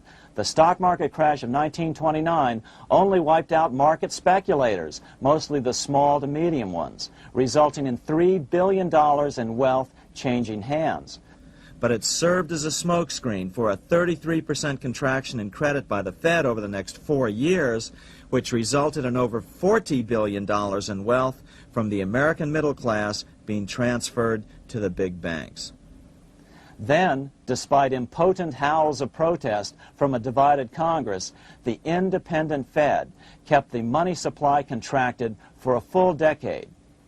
Only World War II ended the terrible suffering the Fed inflicted on the American people. In a depression, the remaining wealth of the debt-burdened American middle class will be wiped out by unemployment, declining wages, and the resulting foreclosures. If we start to act to reform our monetary system, the money changers may do what they did in 1929 and then the 1930s, crash the stock market and use that as a smokescreen while contracting the money supply. But if we're determined to fight to regain control over our money, we can come out of it fairly quickly, perhaps in only a very few months, as U.S. notes begin to circulate and replace the money withdrawn by the bankers. The longer we wait, the greater the danger we'll permanently lose control of our nation. But some still wonder why the international bankers would want to cause a depression. Wouldn't that be killing the goose that is currently laying all those golden interest eggs? Remember what Larry Bates said at the first of this videotape. You see, in periods of economic upheaval, in economic crisis, wealth is not destroyed. It is merely transferred. Do we have any hints as to what the money changers have in store for us? Here's what David Rockefeller, the chairman of Chase Manhattan Bank, the largest Wall Street bank, had to say. We are on the verge of a global transformation. All we need is the right major crisis and the nation will accept the New World Order. So, crisis is needed to fulfill their plans quickly. The only question is when the crisis will occur. Fortunately, we probably have a little time. It's unlikely that this crisis will occur before the 1996 elections, but after that, the danger begins rising. But whether or not they decide to cause a crash or a depression through relentless increases in taxes and the loss of hundreds of thousands of jobs being sent overseas thanks to trade agreements such as GATT and NAFTA, the American middle class is an endangered species. Cheaper labor, including slave labor in Red China, which Harry Wu has heroically documented, is being used to compete with American labor. In other words, money is being consolidated in fewer and fewer hands as never before in the history of this nation or the world. Without reform, the American middle class will soon be extinct, leaving only the very rich few and the very many poor, as has already occurred in most of the world. We've been warned of all this by congressmen, presidents, industrialists, and economists down through the years. Religious leaders, too, have seen the danger. About 1898, during the time of William Jennings Bryan, Pope Leo XIII put it this way. On the one side, there is the party which holds the power because it holds the wealth, which has in its grasp all labor and all trade, which manipulates for its own benefit and its own purposes all the sources of supply, and which is powerfully represented in the councils of state itself. On the other side, there is the needy and powerless multitude, sore and suffering. Rapacious usury, which, although more than once condemned by the Church, is nevertheless under a different form, but with the same guilt, still practiced by avaricious and grasping men, so that a small number of very rich men have been able to lay upon the masses of the poor a yoke little better than slavery itself. More recently, during America's Great Depression, Pope Pius XI spoke of the same problem. In our days, not alone is wealth accumulated, but immense power and despotic economic domination is concentrated in the hands of a few. This power becomes particularly irresistible when exercised by those who, because they hold and control money, are able also to govern credit and determine its allotment. For this reason, supplying, so to speak, the lifeblood to the entire economic body and grasping, as it were, in their hands the very soul of the economy, so that no one dare breathe against their will. Educate your friends. Our country needs a solid group who really understand how our money is manipulated and what the solutions really are. Because if a depression comes, there will be those who call themselves conservatives who will come forward advancing solutions framed by the international bankers. Beware of calls to return to a gold standard. Why? Simple, because never before has so much gold been so concentrated outside of American hands. And never before has so much gold been in the hands of international governmental bodies such as the World Bank and International Monetary Fund. A gold-backed currency usually brings despair to a nation, and to return to it would certainly be a false solution in our case. Remember, we had a gold-backed currency in 1929 and during the first 4 years of the Great Depression. Likewise, beware of any plans advanced for a regional or world currency. This is the international bankers' Trojan horse.